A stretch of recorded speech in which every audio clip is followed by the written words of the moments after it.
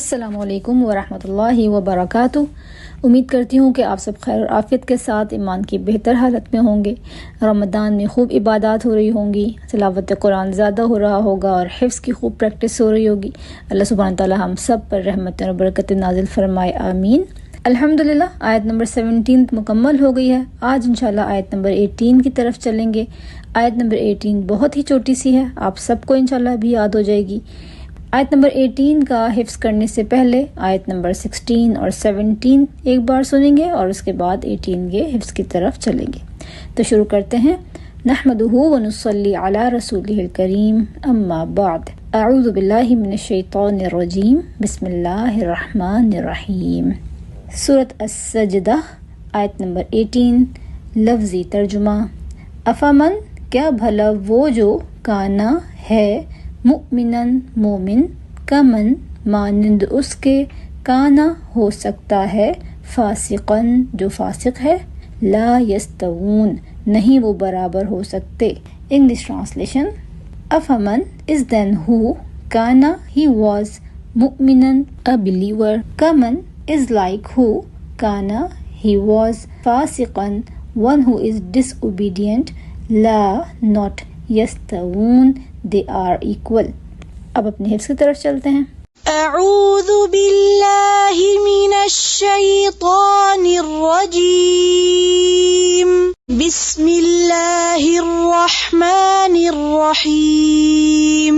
تتجافى جنوبهم عن المضاجع يدعون ربهم خوفا وطمعا ومما رزقناهم ينفقون فلا تعلم نفس ما أخفي لهم من قرة أعين جزاء بما كانوا يعملون۔ أفمن كان مؤمنا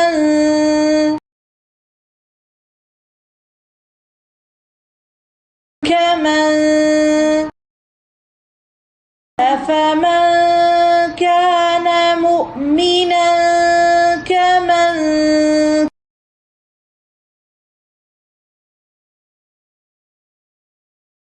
كان فاسقا۔ أفمن كان مؤمنا كمن كان فاسقا۔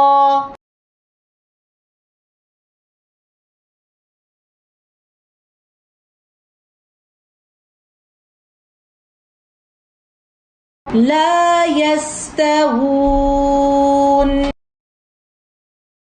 أفمن كان مؤمنا كمن كان فاسقا۔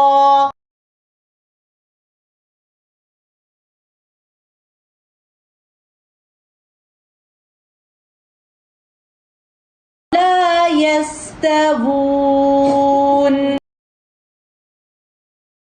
أفمن كان مؤمنا كمن كان فاسقا، لا يستوون۔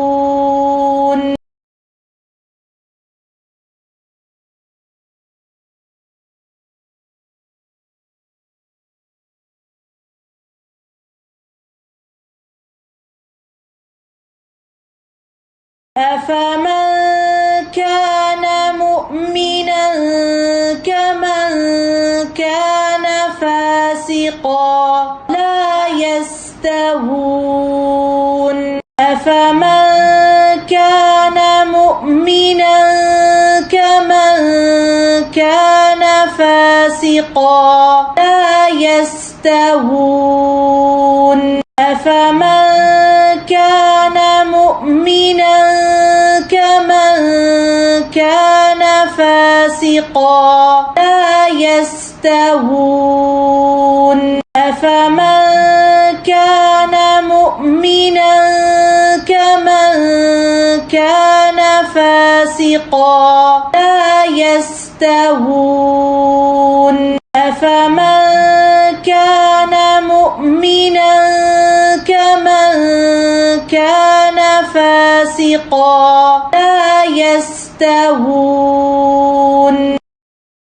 تتجافى جنوبهم عن المضاجع يدعون ربهم خوفا وطمعا ومما رزقناهم ينفقون فلا تعلم نفس ما أخفي لهم من قرة أعين جزاء بما كانوا يعملون أفمن كان مؤمنا كمن كان فاسقا لا يستوون. الحمدللہ آج کا لیسن مکمل ہو گیا ہے. مجھے امید ہے کہ سب کو آیت حفظ ہو گئی ہوگی. بہت چھوٹی سی آیت ہے نا. چلیں اس کی خود پریکٹس کیجیے گا انشاءاللہ تعالیٰ. کل ایک نئی آیت کے ساتھ ملاقات کرتے ہیں. دعا مانگ لیتے ہیں. سبحانک اللہم و بحمدک نشہد ان لا الہ الا انت نستغفرک و نتوب الیک. السلام علیکم ورحمۃ اللہ وبرکاتہ. نحمدہ و نصلی علی رسولہ الکریم اما بعد فاعوذ باللہ من الشیطان الرجیم بسم اللہ الرحمن الرحیم رب اشرح لی صدری ویسر لی امری واحلل عقدۃ من لسانی یفقہوا قولی ربی زدنی علما اللہم انا اسألک علما نافعا ورزقا طیبا وعملا متقبلا یا حی یا قیوم برحمتک نستغیث اصلح لی شأنی کلہ ولا تکلنی الی نفسی طرفۃ عین اللہم فقہنا فی الدین اللہم انفعنا بما علمتنا وعلمنا ما ینفعنا وزدنا علما آمین یا رب العالمین. انشاءاللہ ہم آج شروع کریں گے اپنا پارہ نمبر 17. سب سے پہلے ہم سنتے ہیں تلاوت. أعوذ بالله من الشيطان الرجيم بسم الله الرحمن الرحيم اقترب للناس حسابهم وهم في غفلة معرضون ما يأتيهم من ذكر من ربهم محدث إلا استمعوه وهم يلعبون لاهية قلوبهم وأسروا النجوى الذين ظلموا هل هذا إلا بشر مثلكم أفتأتون السحر وأنتم تبصرون قال ربي يعلم القول في السماء والأرض وهو السميع العليم. اعوذ باللہ من الشیطان الرجیم بسم اللہ الرحمن الرحیم اقترب للناس حسابهم وهم في غفلة معرضون ما يأتيهم من ذكر من ربهم محدث إلا استمعوه وهم يلعبون. قریب آ گیا ہے لوگوں کے حساب کا وقت، اب وہ ہیں کہ غفلت میں منہ موڑے ہوئے ہیں. اللہ سبحانہ تعالیٰ تمام انسانوں کو آل اوور دا ورلڈ فرما رہے ہیں، اللہ تعالیٰ لوگوں کو وارن کر رہے ہیں، متنبہ کر رہے ہیں کہ ان کے حساب کا وقت قریب آ چکا ہے.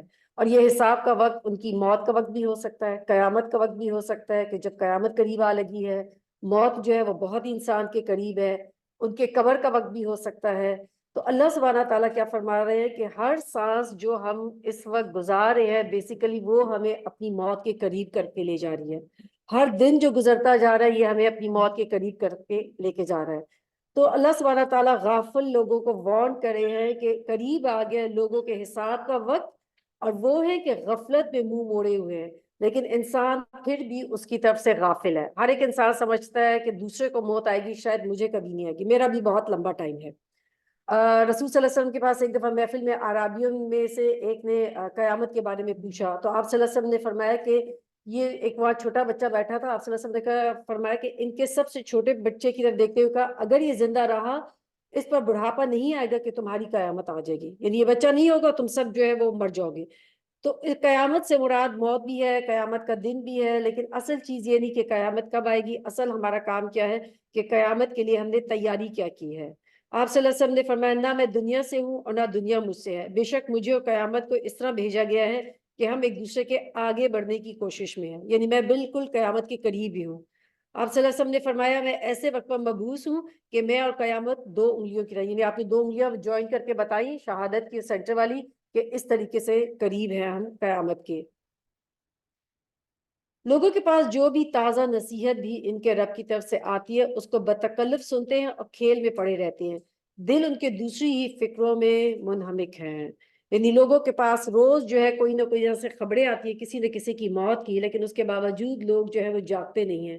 قرآن انسانوں کو جو ہے تمام ان چیزوں سے بچاتا ہے، کیونکہ یہ زندگی جو ہے انسان کو اس طریقے سے کھیل تماشوں میں مصروف کر دیتی ہے کہ وہ اپنی آخرت سے غافل ہو جاتا ہے۔ جب دیکھیں زندگی کے اندر بہت ساری ہمارے پاس نعمتیں ہوتی ہیں، یا بہت زیادہ ہر وقت کا ہلا گلا، ہر وقت کی دعوتیں، سوشلائزنگ، یہ انسان کے دل کو مردہ کر دیتی ہیں۔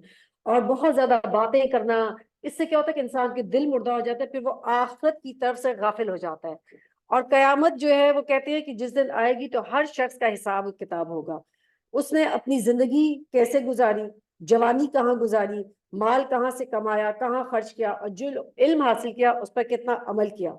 تو اس لیے ہر ایک انسان کو اپنی قیامت کے بارے میں تیاری کرنی ہے۔ اور اللہ سبحانہ تعالیٰ فرماتے ہیں کہ ظالم آپس میں سرگوشیاں کرتے ہیں کہ یہ شخص آخر تم جیسا ایک بشر ہی تو ہے، پھر کیا تم آنکھوں دیکھے جادو کے پھندے پہ پھنس جاؤ گے؟ یعنی جس کو ماننا نہیں ہوگا وہ اللہ کے رسول صلی اللہ علیہ وسلم سوچے جن کو صادق اور امین کہتے تھے، باوجود اس کے وہ کیا کہتے تھے، چونکہ یہ ایک بشر ہے اس کی وجہ سے ہم ایمان نہیں لے کر آئیں گے۔ آج بھی جن لوگوں کو نہیں ماننا ہوتا، آپ ان کو کوئی بھی بڑی نشانی دکھا دیں، چاہے وہ قرآن پڑھ بھی لے، پھر بھی چونکہ ان کو اگر نہیں ماننا ہوگا تو نہیں مانیں گے۔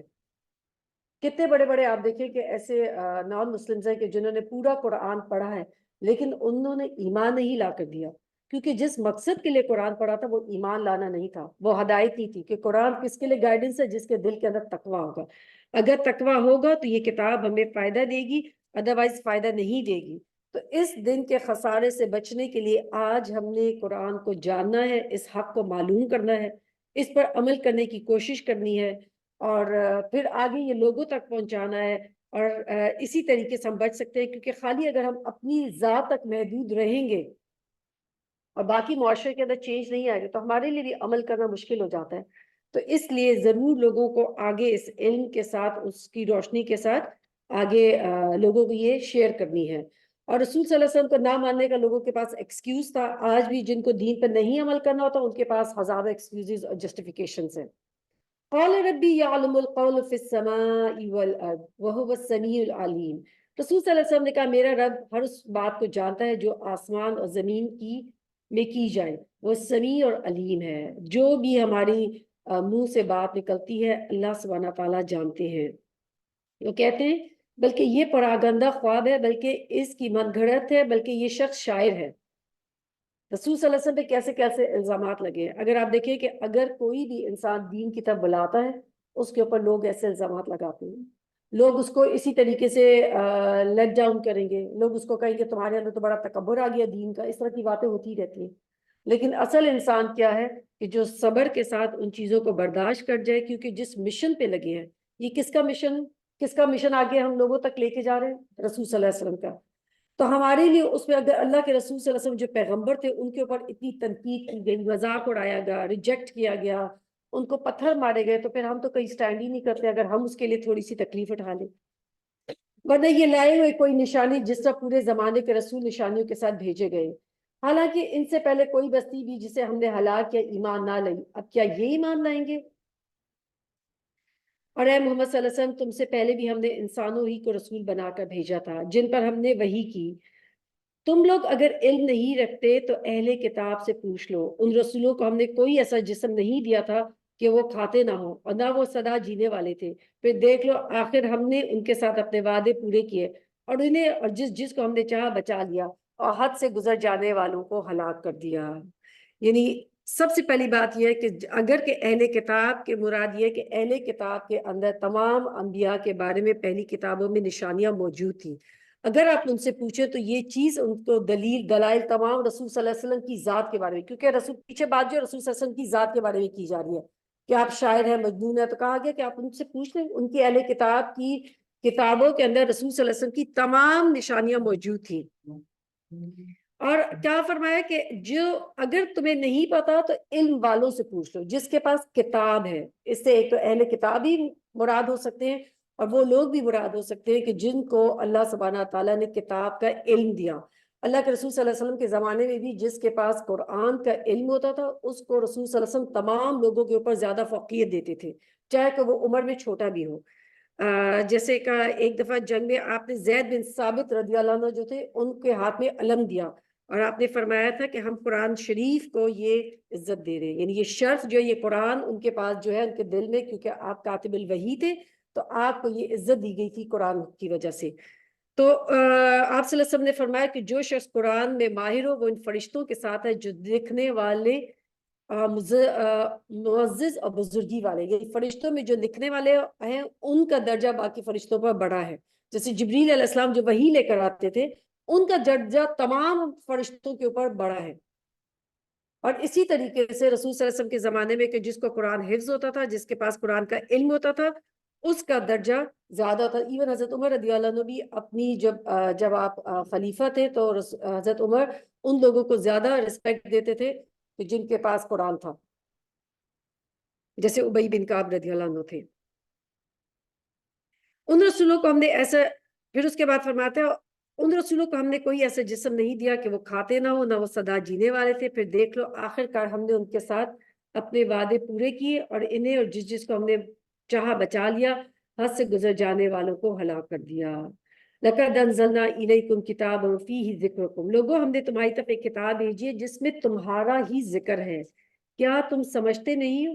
کبھی ہم نے سوچے اس طرح کتاب پڑھی ہے کہ اس میں میرا اور آپ کا ذکر ہے، ہمارے بارے میں اللہ تعالیٰ فرما رہے ہیں؟ کیونکہ جب تک ہم نے کتاب نہیں پڑھی ہوتی ہم سمجھتے ہیں کہ شاید یہ پرانی قصے ہیں، رسول صلی اللہ علیہ وسلم کے زمانے کی باتیں ہو رہی ہیں، صحابہ کی بات ہو رہی ہے، پچھلی اقوام کے قصے ہیں۔ لیکن جب ہم نے قرآن پڑھا تو ہمیں پتہ لگا کہ اللہ سبحانہ تعالیٰ ہم سے مخاطب ہے، میرے آپ سے، تمام یا ایھا الناس کہہ کے یہ کتاب تمام انسانوں کے لیے نازل ہوئی ہے۔ کتنی ظالم بستیاں ہیں جن کو ہم نے پیس کر رکھ دیا اور ان کے بعد دوسری کسی قوم کو اٹھایا، جب ان کو ہمارا عذاب محسوس ہوا تو وہ لگے بھاگنے، کہا گیا بھاگو نہیں، جاؤ اپنے انہی گھروں اور عیش کے سامانوں میں جن کے اندر تم چین کرے تھے، شاید کہ تم سے پوچھا جائے۔ کہنے لگے ہائے ہماری کمبختی، بے شک ہم خطا کار تھے۔ اس وقت یہ کہنا کہ ہم نے گناہ کیا ہے، ہم خطا کار ہیں، ہم سے غلطی ہوگی ہے، then it is too late۔ اس سے پہلے ایمان لے آنا، بتا دینا، مان جانا، وہی امپورٹنٹ ہے۔ آپ دیکھیں کہ سورت شروع اس چیز پہ ہوتی ہے کہ اللہ سبحانہ تعالیٰ کیا فرماتے ہیں کہ لوگوں کا حساب کا وقت قریب آ گیا ہے اور پھر بھی وہ غفلت میں پڑے ہوئے ہیں۔ ہر دن ہم سنتے ہیں کسی ایک آپ کے جاننے والے کی، قریبی کی، ینگ بچیوں کی ڈیتھ ہو جاتی ہے، 18 سال، 20 سال لیٹر آن، لیکن پھر اس کے باوجود انسان جو ہے کچھ دن کے لیے جاگتا ہے، پھر دوبارہ سے اپنی اسی غفلتوں میں اور اسی زندگی میں اور مصروف ہو جاتا ہے، پھر ہم بھول جاتے ہیں۔ فرمایا فما زالت تلک دعواہم حتی جعلناہم حصیدا خامدین، اور یہی وہ پکارتے رہے یہاں تک کہ ہم نے ان کو کھلیان کر دیا، زندگی کا ایک شرارہ تک ان میں نہیں رہا۔ یعنی جب ان قوموں پر اللہ سبحانہ تعالیٰ کا عذاب آیا تو ان کے اندر کوئی زندگی کی کوئی رمق جو ہے باقی نہیں رہی، اس طریقے سے ان کو بالکل ساکن کر دیا گیا، اس طرح عذاب سے ان کو ختم کر دیا گیا۔ ہم نے اس زمین اور آسمان ہم نے اس آسمان اور زمین کو جو کچھ بھی ان میں ہے کچھ کھیل کے طور پر نہیں بنایا ہے۔ اگر ہم کوئی کھلونا بنانا چاہتے اور بس یہی کچھ ہمیں کرنا ہوتا تو ہم اپنے پاس ہی کھیل کر لیتے۔ اہل مکہ کیا کہتے تھے کہ اللہ سبحانہ تعالیٰ نے کا دل چاہا تو اللہ تعالیٰ نے کیا کیا؟ زمین آسمان کو بنا دیا.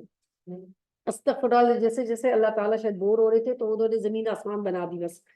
تو اللہ سبحانہ تعالیٰ نے اس کا جواب دیا ہے کہ اللہ تعالیٰ نے زمین آسمان کو کچھ کھیل کے طور پہ نہیں بنایا، ایک ہی سنجیدہ چیز ہے. یہ زندگی جو ہے ایک سنجیدہ ہے. زمین اور آسمان سب مقصد سے بنائے گئے ہیں. اللہ سبحانہ تعالیٰ نے زمین اور آسمان میں اور جو کچھ ان کے درمیان بنایا ہر چیز با مقصد بنائی ہے. مگر ہم تو باطل پر حق کی چوٹ لگاتے ہیں جو اس کا سر توڑ دیتی ہے اور وہ دیکھتے دیکھتے مٹ جاتا ہے. اور تمہاری لیے تباہی ہے ان باتوں کی وجہ سے جو تم بناتے ہو. یعنی ہمیشہ حق جو ہے وہ ثابت رہے گا اور باطل مٹ جائے گا. باطل کو ہے ہی مٹنے کے لیے. باطل جو ہوتا ہے وہ کیسے کسی سے جھاگ کی طرح ہمیشہ ختم ہو جاتی ہے، لیکن جو اصل ہوتا ہے وہ نیچے رہ جاتا ہے، وہ ہمیشہ بچ جاتا ہے. تو پچھلی قوموں کے قصے کی جو نافرمانیاں کی گئی تھی ان کا کیا حال ہوا وہ اللہ سبحانہ تعالیٰ نے سب کو بتایا کہ کس طریقے سے وہ ڈھیر ہو گئے تھے راک کا. اور پھر اس کے بعد اللہ سبحانہ تعالیٰ نے کی جو اس کے اوپر اللہ تعالیٰ کے اوپر وہ جو اس طریقے سے باتیں کرتے تھے اور اس طریقے سے اللہ سبحانہ تعالیٰ کی ذات جو رب العالمین ہے اس کے بارے میں جو باتیں کرتے تھے، تو اللہ سبحانہ تعالیٰ نے جو بھی عذاب ان پر آیا ان کے اپنے عمل کی وجہ سے، اپنے کردار کی وجہ سے، ان باتوں کی وجہ سے جو وہ بناتے تھے اس وجہ سے اللہ سبحانہ تعالیٰ ان کے اوپر وہ عذاب لے کر آیا. ہمارے لیے کتنا امپورٹنٹ ہے کہ کوئی بھی بات نکالتے ہوئے انسان ضرور اس کو اسکروٹنی کرے کہ واقعی یہ بات صحیح ہے کہ نہیں. کوئی ایسی بات میں اللہ پہ نہیں کر رہا کہ جو اللہ تعالیٰ نے نہیں فرمائی. وَلَهُ مَن فِي السَّمَاوَاتِ وَالْأَرْضِ وَمَنْ عِندَهُ لَا يَسْتَكْبِرُونَ عَنْ عِبَادَتِهِ وَلَا يَسْتَحْسِرُونَ. زمین اور آسمانوں میں جو مخلوق بھی ہے اللہ کی ہے، جو کچھ بھی ہے. ایک ذرہ بھی زمین اور آسمان میں اگر ہے نا ہوا میں جو ہمیں اپنی آنکھ سے نظر بھی نہیں آتا وہ بھی اللہ سبحانہ تعالیٰ کا ہے. اور جو فرشتے اس کے پاس ہیں وہ نہ اپنے آپ کو بڑا سمجھ کر اس کی بندگی سے سرتابی کرتے ہیں نہ ملول ہوتے ہیں. شب و روز اس کی تسبیح کرتے رہتے ہیں، دم نہیں لیتے. سارا وقت جو اللہ سبحانہ تعالیٰ نے فرشتوں کو جن کاموں پہ لگایا ہے ان کاموں کو کرنے کے ساتھ ساتھ فرشتے کیا کرتے ہیں؟ ساتھ ساتھ تسبیح کرتے رہتے ہیں. ابو ذر سے روایت ہے کہ آپ صلی اللہ علیہ وسلم سے پوچھا گیا کہ کون سی بات افضل ہے؟ آپ صلی اللہ علیہ وسلم نے فرمایا جس کو اللہ تعالیٰ نے اپنے فرشتوں کے لیے یا اپنے بندوں کے لیے چن لیا. اور وہ کیا؟ تسبیح کرنا. سبحان اللہ و بحمدی. تسبیح کرنا اتنا زیادہ اللہ تعالیٰ کو پسند ہے. آپ صلی اللہ علیہ وسلم فرماتے ہیں آسمان چرچرا رہا ہے اور اس میں ایک بالش کے برابر جگہ نہیں جہاں کوئی فرشتہ عبادت نہ کر رہا ہو. اتنے اللہ کے فرشتے جن کی تعداد اللہ ہی جانتا ہے، ہم جانتے بھی نہیں ہیں. اور تمام فرشتے اللہ سبحانہ تعالیٰ کی عبادت بھی کرتے رہتے ہیں. کہ اللہ رسول صلی اللہ علیہ وسلم سے پوچھا گیا کہ بھائی وہ فرشتے کیا جب کام کرتے ہیں تو پھر وہ تسبیح کس وقت کرتے ہیں؟ کسی سے پوچھا گیا تو انہوں نے کہا کیا تم سانس لینا جو ہے بھول جاتے ہو؟ سانس لیتے ہوئے سارے زندگی کے اپنے کام کرتے ہو نا، ایسے فرشتے اپنے کاموں کے ساتھ جو اللہ کی تسبیح بھی کرتے رہتے ہیں. اور تسبیح کا فائدہ کیا ہوتا ہے؟ فرشتوں کے شب و روز کی تسبیح ہے اور وہ کوئی دم نہیں لیتے. تو فرشتوں کی بات یہاں بتانے کا مقصد یہ ہے کہ انسان کے لیے جس کو اللہ سبحانہ تعالیٰ نے اشرف المخلوقات میں سے بنایا ہے، فرشتوں سے بڑا اس کا درجہ ہے، جب وہ تسبیح کرتا ہے، جب وہ علم حاصل کرتا ہے جو وہ اللہ سبحانہ تعالیٰ کی، جبکہ اس کو چوائس دے دی گئی ہے اور اس کے باوجود جو اللہ سبحانہ تعالیٰ کے سامنے جھک جاتا ہے، عبادت کرتا ہے، اپنے نفس کو مارتا ہے، تو اس کا درجہ فرشتوں سے بڑھ جاتا ہے. تو انسان کو بھی چاہیے کہ اللہ سبحانہ تعالیٰ کی تسبیح کرے. تسبیح کرنا اللہ سبحانہ تعالیٰ کو بہت پسند ہے. تسبیح غموں کا علاج ہے اور مسائل کا حل بھی ہے. کوئی زندگی میں تکلیف ہے، مشکل ہے، آپ کیا کریں؟ تسبیح کریں. اور رزق کی کنجی تسبیح میں. اگر رزق کی کمی ہے تسبیح کریں، اللہ تعالیٰ رزق جو ہے وہ ہموار کر دے گا. اور اللہ کی قربت پانے کا ذریعہ جو ہے وہ تسبیح ہے. اگر کوئی شخص چاہتا ہے کہ اللہ تعالیٰ کے قریب ہو تو تسبیح جو ہے کرے. اور آگ سے بچاؤ کا ذریعہ ہے تسبیح کرنا. تو اگر ہم فرشتے نہیں بن سکتے تو فرشتوں کا کردار تو جو ہے وہ اپنا ہی سکتے ہیں. ام اتخذوا آلہۃ من الارض ہم ینشرون. کیا ان لوگوں کے بنائے ہوئے عرضی الہ ایسے ہی ہیں؟ اٹھا کر بے جان کو جان بخش کر اٹھا کھڑا کرتے ہو. اگر آسمان و زمین میں اللہ کے سوا کوئی دوسرے الہ بھی ہوتے تو زمین اور آسمان دونوں کا نظام بگڑ جاتا. پس پاک اللہ رب العرش ان باتوں سے جو یہ لوگ بناتے ہیں. وہ اپنے کاموں کے لیے کسی کے آگے جواب دہ نہیں ہے اور سب جواب دہ ہیں.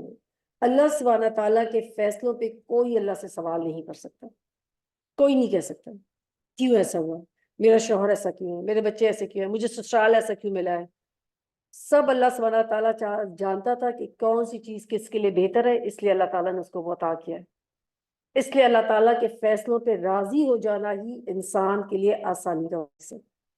جب آپ کا دل راضی ہو جائے گا کہ واقعی یہ فیصلہ میرے لیے بہتر تھا، تبھی آپ کو سکون ملے گا، تبھی آپ کے اندر اطمینان آئے گا، تبھی اللہ سبحانہ تعالیٰ کی معرفت آئے گی. فرمایا کہ اسے چھوڑ کر انہوں نے دوسرے الہ بنا لیے ہیں. اے محمد صلی اللہ علیہ وآلہ وسلم، ان سے کہو لاؤ اپنی دلیل، یہ کتاب بھی موجود ہے جس میں میرے دور کے لوگوں کے لیے نصیحت ہے، اور وہ کتابیں بھی موجود ہیں جن میں مجھ سے پہلے لوگوں کے لیے نصیحت تھی، مگر ان میں سے اکثر لوگ اس حقیقت سے بے خبر ہیں، اس لیے منہ موڑے ہوئے ہیں. یعنی ہر دور میں جب کتاب آئی تو وہ لوگوں کے لیے ایک نصیحت تھی، تنبیہ تھی، مان جائیں، ذکر تھا، اور کیا تھا؟ تاکہ لوگ اپنی اصلاح کریں، تاکہ کل کو کوئی اللہ تعالیٰ کو یہ نہ کہے کہ مجھے پتہ نہیں تھا. اور نبی کی بات پر ان کا توجہ نہ کرنا، جو نہیں سنتے نبی کی بات، یہ ایکچولی علم کی وجہ سے نہیں بلکہ جہالت کی وجہ سے. یہ بات جہالت کی ہے، یہ لوگ حقیقت سے بے خبر ہیں. اسی لیے وہ شخص کہ جس کو اللہ سبحانہ تعالیٰ نے چنا، جو سمجھانے والا ہے، اس کی بات کو نہ مان کے اس پہ اعتراضات کرتے ہیں.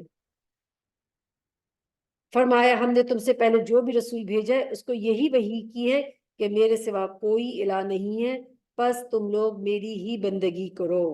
صرف عبادت کس کے لیے ہوگی؟ اللہ کے لیے. اللہ تعالیٰ نے جنوں انس کو کیوں پہنایا؟ اپنی عبادت کے لیے. اللہ کے علاوہ کسی کی عبادت نہیں ہوگی. اور عبادت کا مطلب صرف یہ نہیں کہ ہم نماز روزہ بس یہی کرتے رہیں، یہی عبادت ہے. ہمارا جو ہے ہر کام زندگی کا اللہ کی خاطر، اللہ کی رضامندی کے لیے کرنا، اٹ سیلف عبادت ہے.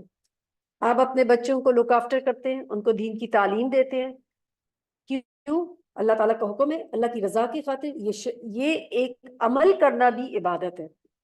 آپ اپنے گھر میں اپنے شوہر کے لیے، بچوں کے لیے کھانا بناتی ہیں، یہ بھی سیلف جو اگر اللہ کی رضا کے لیے، اللہ کی خوشنودی کے لیے، وہ بھی عبادت میں شامل ہے.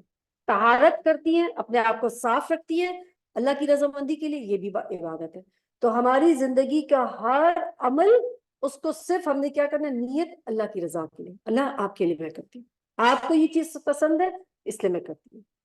اگر شوہر اپنی بیوی کے منہ میں اگر ایک لقمہ بھی دیتا ہے اللہ کی رضا کے، تو وہ یہ بھی عبادت ہے. وَقَالُوا اتَّخَذَ الرَّحْمَنُ وَلَدًا سُبْحَانَهُ بل عباد مکرمون. یہ کہتے ہیں رحمان اولاد رکھتا ہے، سبحان اللہ، وہ تو بندے ہیں جنہیں عزت دی گئی ہے، اس کے حضور بڑھ کر نہیں بولتے، بس اس کے حکم پر عمل کرتے ہیں. جو کچھ ان کے سامنے اسے بھی جانتا ہے، جو کچھ ان سے اوجھل ہے اس سے بھی باخبر ہے. وہ کسی کی سفارش نہیں کرتے، بس جس کے حق میں سفارش سننے پر اللہ تعالیٰ راضی ہو، وہ اس کے خوف سے ڈرے رہتے ہیں. یعنی فرشتوں کی یہاں پر اللہ سبحانہ تعالیٰ صفات بتا رہے ہیں کہ فرشتوں کے اندر کیا کیا کوالٹیز ہیں. اللہ کی تسبیح کرتے ہیں، اللہ تعالیٰ کے ہاں ان کو عزت دی گئی ہے، اللہ تعالیٰ کی یعنی مخلوق میں سے ہیں. اور پھر جو ان سے اور اس کے علاوہ کیا ہے؟ کسی کی سفارش نہیں کریں گے. یعنی قیامت والے دن فرشتے بھی کچھ لوگوں کی سفارش کریں گے، لیکن کس کی سفارش کی جائے گی؟ جس کی سفارش سننے پر اللہ راضی ہوگا. اور کیا ہے؟ باوجود اس کے کہ وہ اللہ سبحانہ تعالیٰ کے کسی حکم کی نافرمانی نہیں کرتے، پھر بھی اللہ کے خوف سے ڈرتے رہتے ہیں. اپنی کسی عبادت کا تکبر ان کے اندر نہیں ہے. ہم تھوڑا سا عمل کر کے کیا سمجھتے ہیں کہ جیسے ہم بڑے اچھے ہو گئے ہیں، نیک ہو گئے ہیں، اپنے آپ کے اندر یہ ایک فیل ہو جاتا ہے، سیلف پریز آ جاتا ہے، عجب آ جاتا ہے. فرشتے ہر وقت عبادت میں لگے رہتے ہیں، ایک یعنی single second, split of second کے لیے بھی وہ عبادت سے نہیں رکتے. اور پھر باوجود اس کے پھر بھی اللہ تعالیٰ سے خوف کرتے ہیں. اور جو ان میں سے کوئی کہہ دے کہ اللہ کے سوا میں بھی الہ ہوں، تو اسے ہم جہنم کی سزا دیں گے، ہمارے ہاں ظالموں کا یہی بدلہ ہے.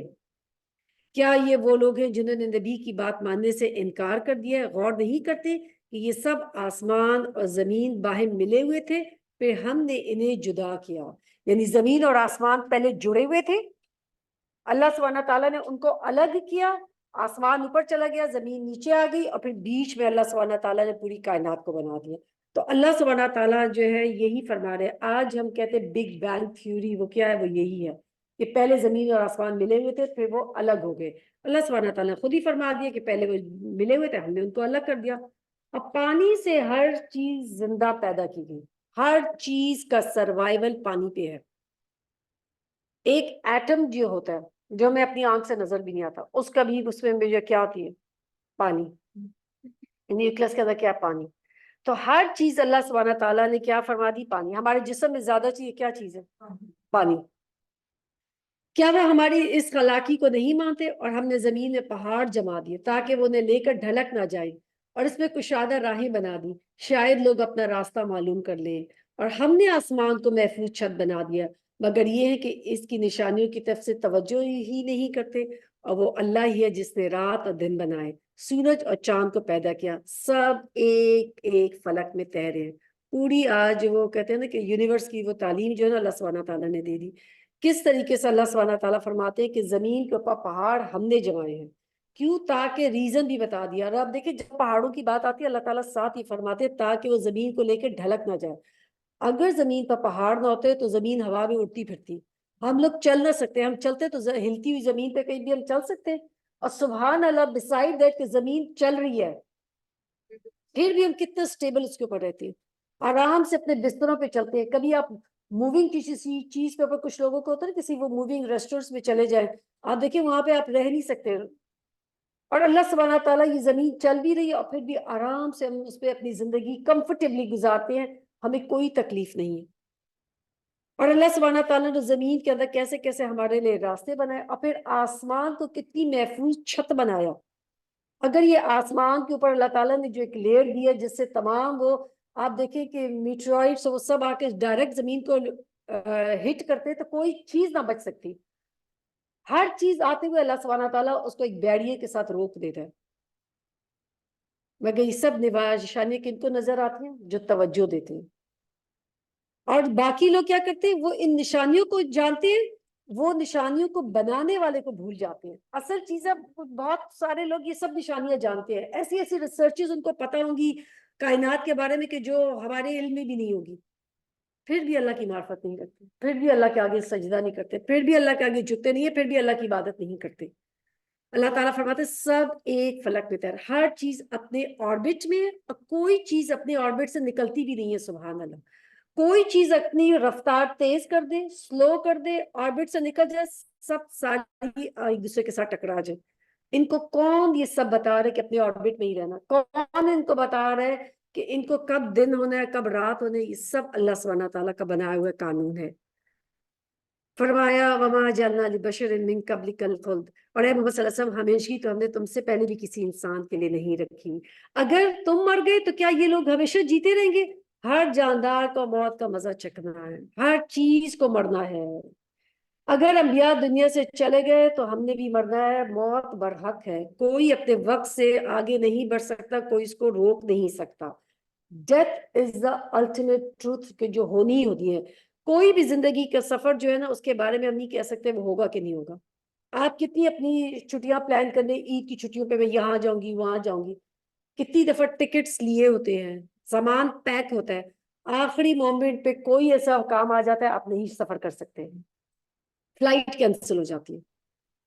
اور آپ دیکھیں کہ موت ایسی چیز ہے کہ جس نے آنا ہے تو وہ آ کے رہے گا. اور کتنے لوگ دیکھیں کہ کوئی جہاز کریش ہو جاتا ہے، جن لوگوں کا اللہ تعالیٰ نے اس پہ وقت لکھا ہوتا ہے وہ نہ بھی کرتے ہوئے لاسٹ منٹ جو ہے کسی کا ٹکٹ لے کے اس جہاز پہ سوار ہو جاتے ہیں، اور جن کی نہیں ہوتی موت اس میں لکھی وہ رک جاتے ہیں اور وہ اس جہاز پہ سوار نہیں ہوتے.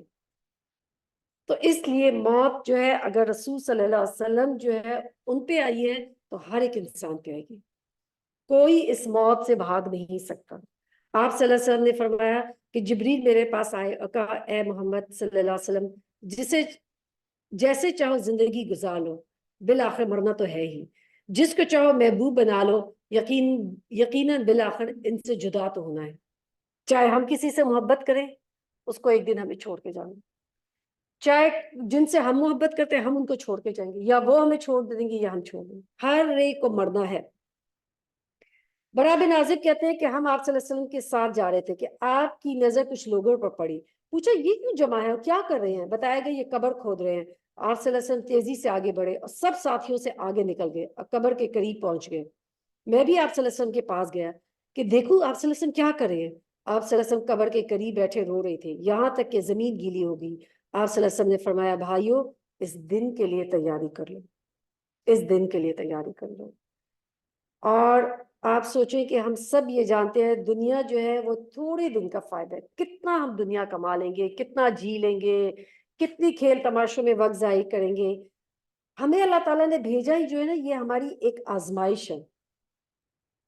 اللہ سبحانہ تعالیٰ ساری آزمائش یہی ہے کہ مومن کیا کرتا ہے جب اس کو اچھے دن ملتے ہیں تو وہ کیا کرتا ہے اور برے دن ملتے ہیں تو کیا کرتا ہے. اللہ تعالیٰ فرماتے ہیں اور ہم اچھے اور برے حالات میں ڈال کر ان کی آزمائش کر رہے ہیں, آخر کار تمہیں ہماری طرف پلٹنا ہے.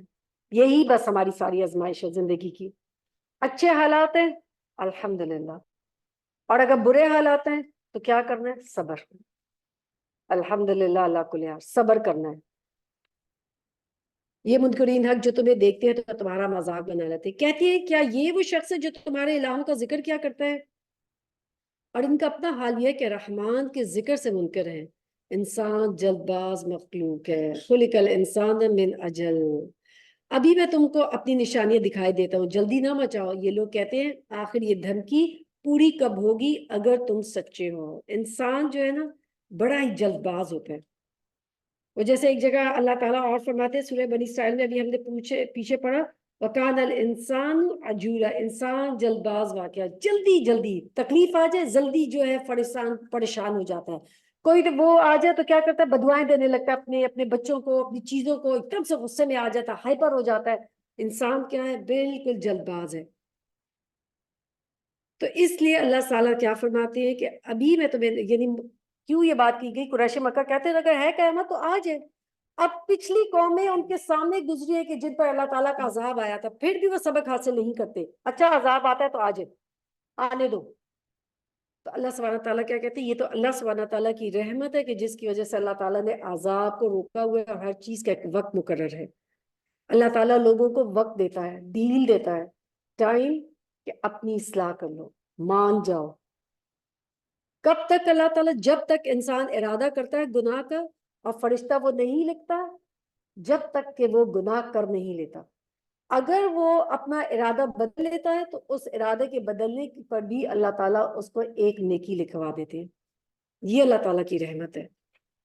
لو یعلم الذین کفروا حین لا یکفون عن وجوہہم النار, کاش ان کافروں کو اس وقت کا کچھ علم ہوتا جب کہ یہ نہ اپنے منہ آگ سے بچا سکیں گے نہ اپنی پیٹھیں, اور نہ وہ یہ ان کو کہیں سے مدد پہنچے گی, اور بلا اچانک آ جائے گی, یعنی بتائے بغیر ایک دم وہ بلا ہوگی جو اچانک آ جائے گی, اور انہیں اس طرح یکلخت دبوچ لے گی کہ یہ نہ اس کو دفع کر سکیں گے اور نہ ان کو لمحے بھر کے لیے مہلت ہی مل سکے گی. مذاق تم سے پہلے بھی رسولوں کا اڑایا جا چکا ہے, مگر ان کا مذاق اڑانے والے اس چیز کے پھیر میں آ کر رہے جس کا وہ مذاق اڑاتے تھے. اے محمد صلی اللہ علیہ وسلم ان سے کہو کون ہے جو رات کو یا دن کو تمہیں رحمان سے بچا سکتا ہے مگر یہ اپنے رب کی نصیحت سے منہ موڑ رہے ہیں. کیا یہ کچھ ایسے الہ رکھتے ہیں جو ہمارے مقابلے میں ان کی حمایت کریں؟ وہ تو نہ خود اپنی مدد کر سکتے ہیں نہ ہماری ہی تائید ان کو حاصل ہے. اصل بات یہ ہے کہ ان لوگوں کو اور ان کے آباء و اجداد کو ہم زندگی کا سر و سامان دیے چلے گئے ہیں یہاں تک کہ ان کو دن لگ گئے ہیں.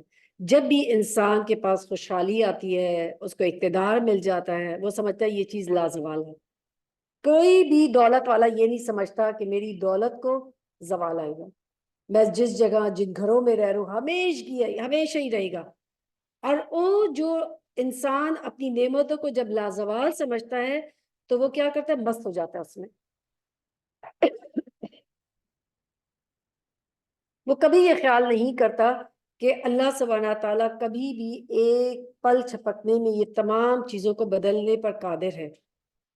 اب وہ کیا سمجھتا ہے کہ ہر نعمت جو ہے وہ اس کو ڈیزرو کرتا ہے, مگر کیا انہیں نظر نہیں آتا؟ اللہ تعالیٰ فرماتے ہیں افلا یرون انا نأتی الارض ننقصها من اطرافها افهم الغالبون. مگر کیا انہیں نظر نہیں آتا کہ ہم زمین کو مختلف سمتوں سے گھٹاتے چلے آ رہے ہیں؟ پھر کیا یہ غالب آ جائیں گے؟ ان سے کہہ دو میں تو وحی کی بنا پر تمہیں متنبع کر رہا ہوں، اور آج سائنس بھی یہ کہتی ہے کہ زمین جو ہے ہر طرف سے سکڑتی جا رہی ہے، مگر بہرے پکار کو نہیں سنا کرتے، جب کہ انہیں خبردار کیا جائے، اور اگر تیرے رب کا عذاب ذرا سے انہیں چھو جائے تو ابھی چیخ اٹھے کہ ہائے ہماری کمبختی، بے شک ہم خطا کار تھے۔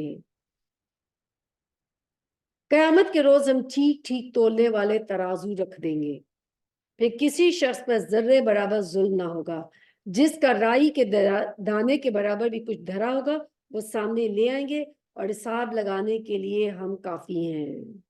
ہر چھوٹی بڑی نیکی کو جمع کیا جائے گا اور اس کا وزن کیا جائے گا، اس لیے ہر چیز جو بھی اگر چھوٹی سے چھوٹی نیکی بھی کی تو وہ بھی وزن میں ڈالی جائے گی۔ آپ صلی اللہ علیہ وسلم نے فرمایا 5 چیزیں کیا خوب ہے اور میزان میں کتنی بھاری ہے۔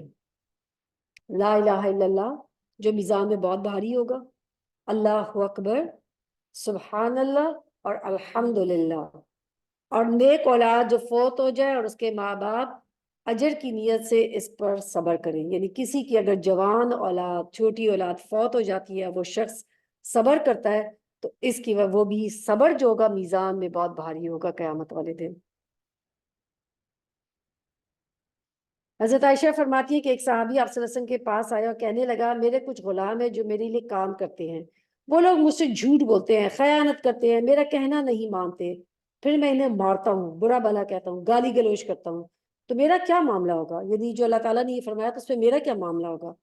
آپ صلی اللہ علیہ وسلم نے فرمایا ان کی خیانت، جھوٹ اور تمہاری ماروں کو جمع کیا جائے گا، گنا جائے گا، اگر تمہاری سزا ان کے گناہوں کے برابر نکلی تو حساب برابر ہو جائے گا، اور اگر ان کے گناہ زیادہ اور ان کی سزا اور اگر تمہاری زیادتی زیادہ تو تم سے بدلہ لیا جائے گا۔ اس پر وہ آدمی رونے لگا کہ کیا مجھ سے میرے غلاموں کا بدلہ لیا جائے گا؟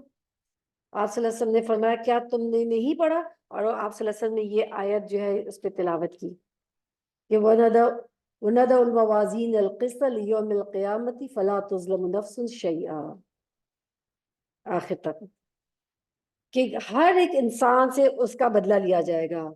اسی طریقے سے عبداللہ بن مسعود جو ہے وہ صحابی تھے کہ جن کی پنڈلیاں بڑی پتلی پتلی ٹانگیں تھیں، تو ایک دفعہ وہ درخت پہ چڑھے ہوئے تھے، کچھ اتارے تھے، تو صحابہ دوسرے جو ہیں وہ دیکھ کے ہنس رہے تھے۔ آپ صلی اللہ علیہ وسلم آئے، پوچھے کیوں ہنس رہے؟ تو انہوں نے کہا ہم عبداللہ بن مسعود کی پنڈلیاں دیکھ کے ہنس رہے ہیں۔ تو آپ صلی اللہ علیہ وسلم نے فرمایا یہ پنڈلیاں میزان میں احد پہاڑ سے زیادہ وزنی ہوں گی۔ کیوں؟ کیونکہ وہ ان کے پاس یعنی عالم القرآن تھے، قرآن کے عالم تھے عبداللہ بن مسعود۔ تو اللہ کی راہ میں اللہ کی خاطر کوئی بھی چھوٹی سے چھوٹی نیکی کریں گے، اللہ سبحانہ تعالیٰ اس کا اجر دے گا، اللہ سے امید رکھنی ہے۔ پھر فرمایا وَلَقَدْ آتَيْنَا مُوسَىٰ وَهَارُونَ الْفُرْقَانَ وَضِيَاءً وَذِكْرًا لِلْمُتَّقِينَ، پہلے ہم موسیٰ اور ہارون کو فرقان اور ذکر یعنی تورات روشنی اور ذکر پہلے ہم موسیٰ اور ہارون کو فرقان اور روشنی اور ذکر عطا کر چکے ہیں ان متقی لوگوں کی بھلائی کے لیے جو بن دیکھے اپنے رب سے ڈرے اور جن کو حساب کی اس گھڑی کا کھٹکا لگا ہوا ہے۔ اب یہ بابرکت ذکر ہم نے تمہارے لیے نازل کیا ہے، پھر کیا تم اس کو قبول کرنے سے انکاری ہو؟ کون سا ذکر ہے؟ قرآن۔ سوچیں ہم اپنی ذات کے اندر کیا ہم واقعی اس ذکر کو قبول کرنے کے لیے تیار ہیں؟ کہتے ہیں سمینا واتانا، کہتے ہیں کہ یہ ذکر واقعی ہمارے لیے بابرکت ہے؟ کیا ہم واقعی مانتے ہیں کہ قرآن بابرکت کتاب ہے، ہماری زندگیوں میں برکت لے کر آتی ہے؟ 100%۔ بے شک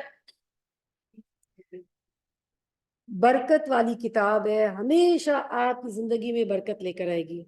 اب برکت کا مطلب ہوتا ہے خیر کثیر، کسی چیز میں اضافہ کر دینا اور اس کا قائم رہ جانا۔ وہ مجلس جس میں قرآن پڑھی جاتی ہے وہ مجلس بابرکت ہے، وہ گھر بابرکت ہے جس کے اندر قرآن کی تلاوت کی جاتی ہے، وہ قاری القرآن جو قرآن کے ساتھ جڑا ہوتا ہے وہ اللہ تعالیٰ کی نظر میں باقی لوگوں سے بہتر ہے۔ قرآن جو ہے قرآن کا جو قاری ہے اس کے لیے قرآن قیامت کے دن 3 مطالبات قرآن کرے گا۔ سب سے پہلے کہے گا کہ یا اللہ اسے عزت کا لباس پہنا، تو اس کی وجہ سے وہ جو قاری القرآن ہوگا اس کو عزت کا لباس پہنایا جائے گا. پھر قرآن اللہ تعالیٰ سے فرمائے گا کہ اللہ اس سے عزت کا تاج پہناؤ. تو اللہ سبحانہ تعالیٰ پھر اس کو عزت کا تاج پہنائیں گے. اور پھر قرآن کہے گا کہ یا اللہ اس سے راضی ہو جا. تو قرآن کا یہ مطالبہ بھی اللہ تعالیٰ قبول کر لیں گے اور وہ قاری القرآن جو ہوگا اس سے اللہ سبحانہ تعالیٰ راضی ہو جائیں گے. اللہم ربنا جعلنا منہم. اللہ ہمیں بھی ان لوگوں میں شامل کرے. وَلَقَدْ آتَيْنَا إِبْرَاهِيمَ رُشْدَهُ. اس سے پہلے ہم نے ابراہیم کو اس کی ہوشمندی بخشی اور ہم اس کو خوب جانتے تھے. اذ قال لأبيه وقومه ما هذه التماثيل.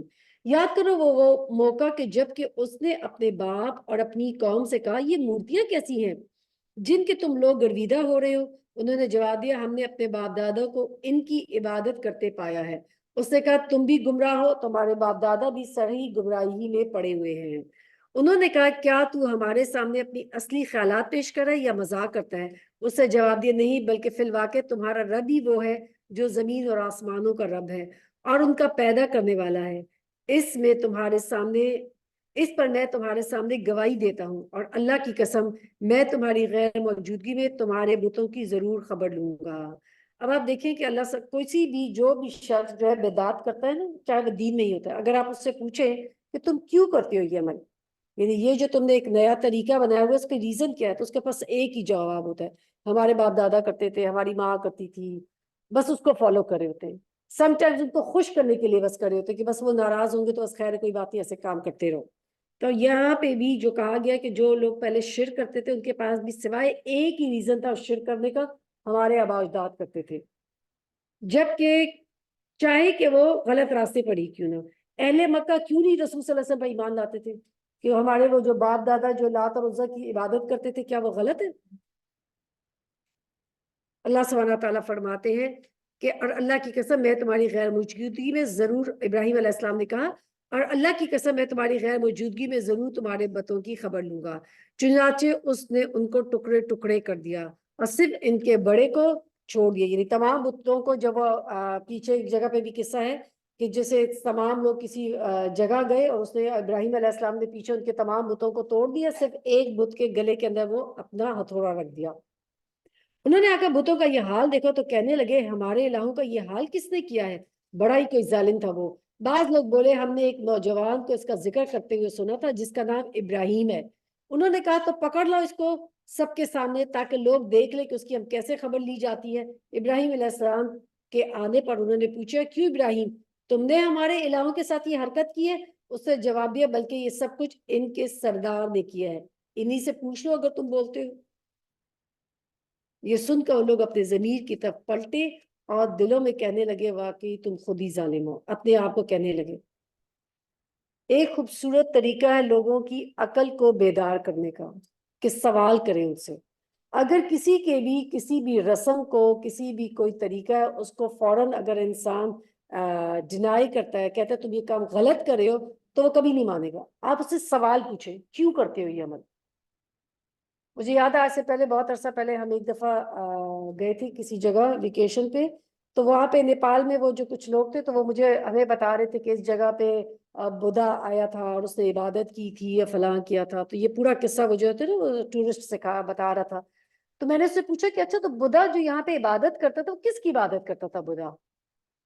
تو وہ کنفیوز کہ بدھا جو ہے لوگ پھر بدھا کی عبادت کرتے, تو بدھا کس کی عبادت کرتا تھا یہاں پہ, وہ کس کو وہ عبادت کراتا تھا جو تم مجھے یہاں بتا رہے ہو کہ عبادت کرتا تھا؟ وہ ہائیسٹ, وہ کون سا وہ ہائیسٹ لیول ہے, کون سی وہ تھی جس ڈگری کی اس کی بدھا عبادت کرتے تھے.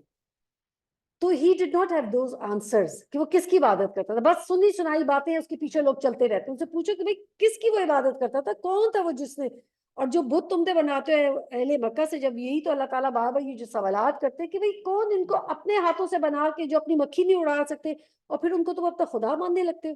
جیسے ایسے تمہارا رضی اللہ عنہ کا ایک قصہ, وہ کہتے ہیں میرے پاس ایک روٹی کا جیسے نا میدے کا بنا ہوا ایک میں نے بت بنایا ہوا تھا, تو میں سفر پہ وہ ساتھ لے کے جاتا تھا. ایک دفعہ میں سفر پہ لے کے گیا, مجھے بہت بھوک لگی, مجھے سمجھ آیا کچھ کھانے کو نہیں, میں نے اس کو کھا لیا. تو the thing is that کہ مطلب ان کی عقل نہیں سوچتی تھی کہ کیسے بت ہو سکتے ہیں کہ جو ان کی عبادت کرتے ہو پھر ان کو کھا بھی لیا اور ان کو جو ہے. اور پھر آپ نے کبھی دیکھا ہوگا کہ جب ابھی کووڈ آیا تھا, کتنے ایسے ملکوں میں جہاں پہ وہ پرانے جب یہ بت ہو جاتے ہیں تو اب ان کا کیا کیا جائے؟ They don't have any thing to do, تو ان کو وہ پانی میں بہا جاتے ہیں، وہ پھر گندگی اور غلاظت اور ان میں وہ جو وہ بت ٹھہرے ہوتے ہیں جن کو وہ اپنا الہ مانتے ہیں۔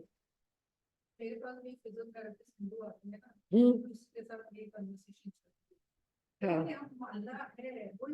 وہ اللہ تو ہے، لیکن وہ جو باقی ہے وہ ہمیں اللہ سے جوڑتے ہیں، بس یہی ان کے پاس ریزنس ہے۔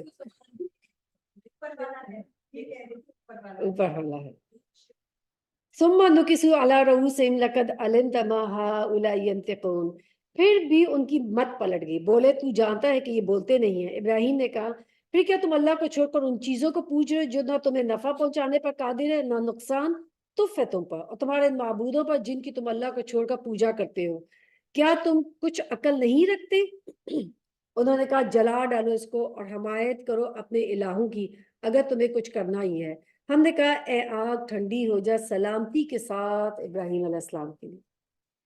اور کتنا خوبصورت، اللہ تعالیٰ یہ نہیں کہتے آگ کو ٹھنڈی ہو جائے گا، وہ ٹھنڈی ہو جاتی ہے، زیادہ ٹھنڈی ہونے سے ٹھنڈک سے بھی آپ کو پتہ نا فریز سے بھی آپ مر جاتے ہیں، وہ بھی آپ کو جلا دیتا ہے۔ تو اللہ تعالیٰ کیا فرماتے ہیں؟ ٹھنڈی ہو جا سلامتی کے ساتھ۔ یعنی آگ کا کام کیا ہے؟ جلا دینا۔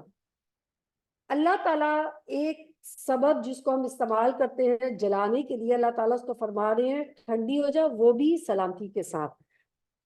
یعنی آگ جس مقصد کے لیے اس کو پیدا کیا گیا اس کے اگینسٹ اللہ تعالیٰ اس کو حکم دے رہا ہے، اور آگ اللہ سبحانہ تعالیٰ کے حکم کی پیروی کرتی ہے کہ ابراہیم علیہ السلام کے لیے سلامتی کے ساتھ ٹھنڈی ہو گئی۔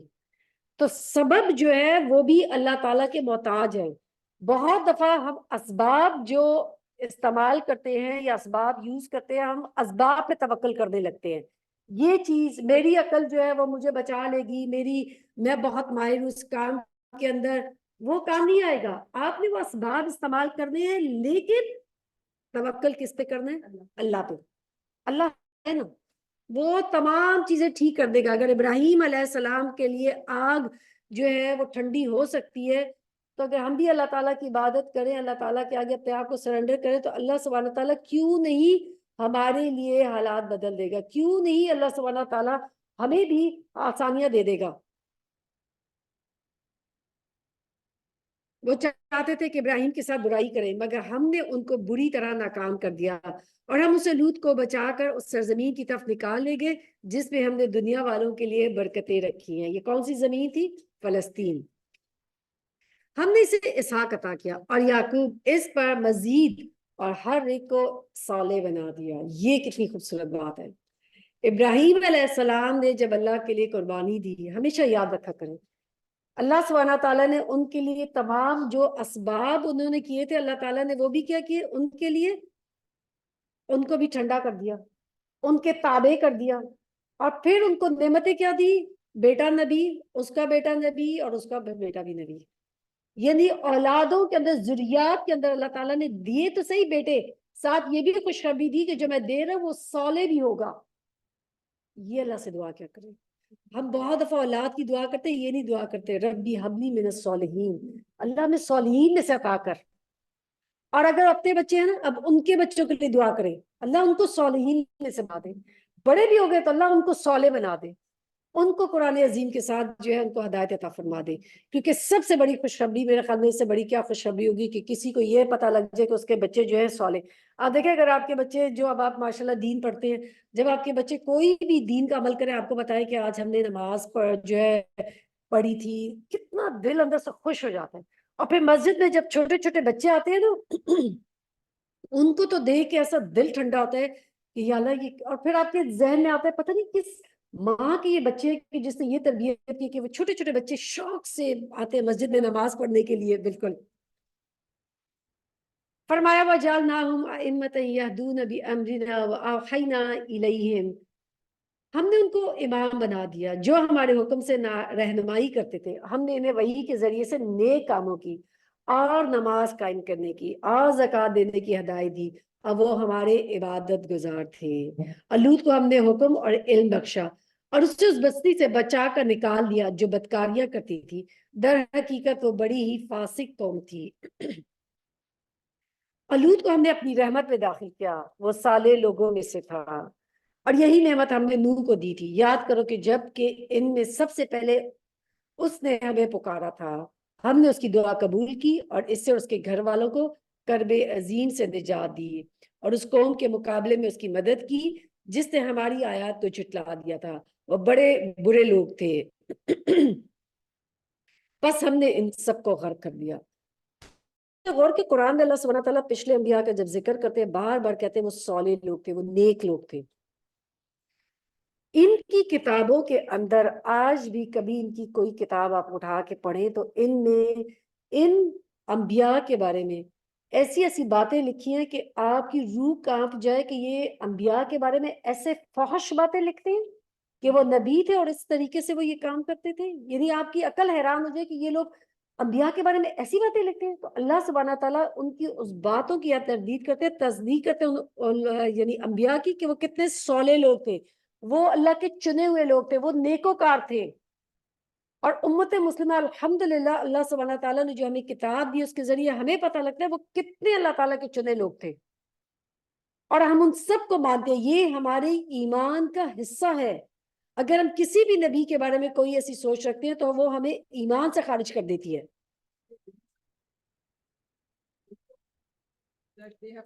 چینج دا بک ڈیفینیٹلی، اور پھر آج وہی اسی چینج بک کو وہ پڑھتے رہتے ہیں۔ وَدَاوُودَ وَسُلَيْمَانَ إِذْ يَحْكُمَانِ فِي الْحَرْثِ إِذْ نَفَشَتْ فِيهِ غَنَمُ الْقَوْمِ۔ اور اس نعمت سے ہم نے داؤد اور سلیمان کو سرفراز کیا۔ یاد کرو وہ موقع کہ جب کہ انہوں نے ایک کھیت کے مقدمے میں فیصلہ کرے تھے جس میں رات کے وقت دوسرے لوگوں کی بکریاں پھیل گئی تھی۔ ہم نے ان کی عدالت خود دیکھ رہے تھے۔ اس وقت ہم نے صحیح فیصلہ سلیمان علیہ السلام کو سمجھا دیا۔ اللہ کے حکم اور علم میں ہم دونوں ہی کو عطا کیا۔ کبھی کبھار اولاد جو ہے باپ سے زیادہ عقلمند ہو جاتی ہے، تو داؤد علیہ السلام نے بھی فیصلہ غلط نہیں کیا تھا، لیکن اللہ سبحانہ تعالیٰ نے کیا فرمایا کہ سلیمان علیہ السلام کے فیصلے کو زیادہ پسند کیا گیا تھا۔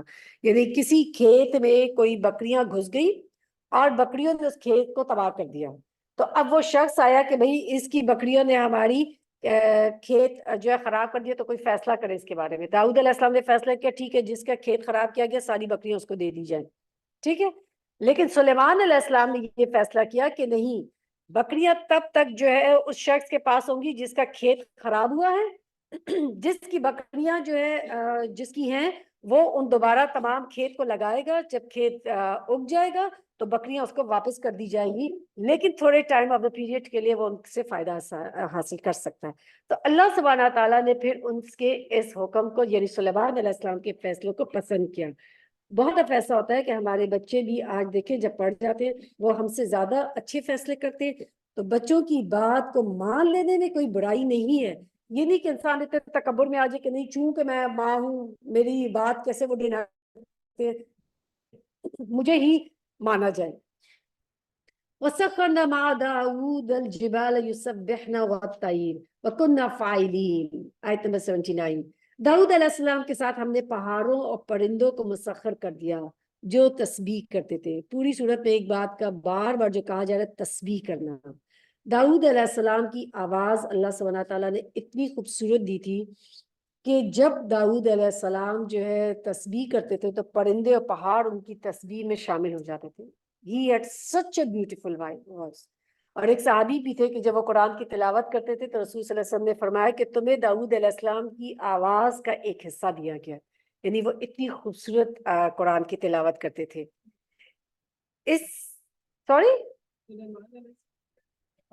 نہیں داؤد علیہ السلام، داؤد علیہ السلام کی اس فعل کے اب یہ چیز نہیں ہے that does not mean، یاد رکھے داؤد علیہ السلام جب تسبیح، یا اللہ تعالیٰ کیا فرما رہے، تسبیح کرتے تھے۔ تسبیح کرنے کا مجھے اور آپ کو بھی حکم ہے۔ جب آپ قرآن کی تسبیح کرتے ہیں that does not mean کہ آپ کوئی گانے گا رہے ہیں یا کوئی آپ جو ہے سنگنگ کر رہے ہیں، that is not a singing۔ آپ تسبیح کریں، اللہ تعالیٰ کی تعریف کریں، اللہ تعالیٰ کا ذکر بلند کریں۔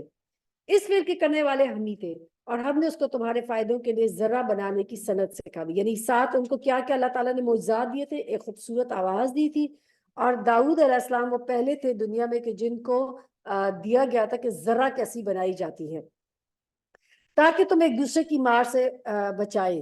پھر کیا تم شکر گزار ہو؟ اور سلیمان کے لیے ہم نے تیز ہوا کو مسخر کر دیا تھا جو اس کے حکم سے اس سرزمین کی طرف چلتی تھی جسے ہم نے برکتیں رکھی ہیں. ہم ہر چیز کا علم رکھتے تھے اور شیاطین میں سے ہم نے ایسے بہت سو کو اس کا تابع بنا دیا تھا جو اس کے لیے غوطہ لگاتے اور اس کے سوا دوسرے کام کرتے تھے. ان سب کے نگران ہم ہی تھے. یعنی یہ سب جو نعمتیں دی گئی تھی، چاہے وہ داؤد علیہ السلام کو دی گئی تھی، چاہے سلیمان علیہ السلام کے لیے اللہ تعالیٰ نے ہوا کو مسخر کیا تھا، جیسے ہوا کے اوپر وہ تیرتے تھے اور ایک جگہ سے دوسری جگہ جاتے تھے. آج آپ جہاز میں جیسے تیرتے ہیں، اس وقت سلیمان علیہ السلام کرتے تھے.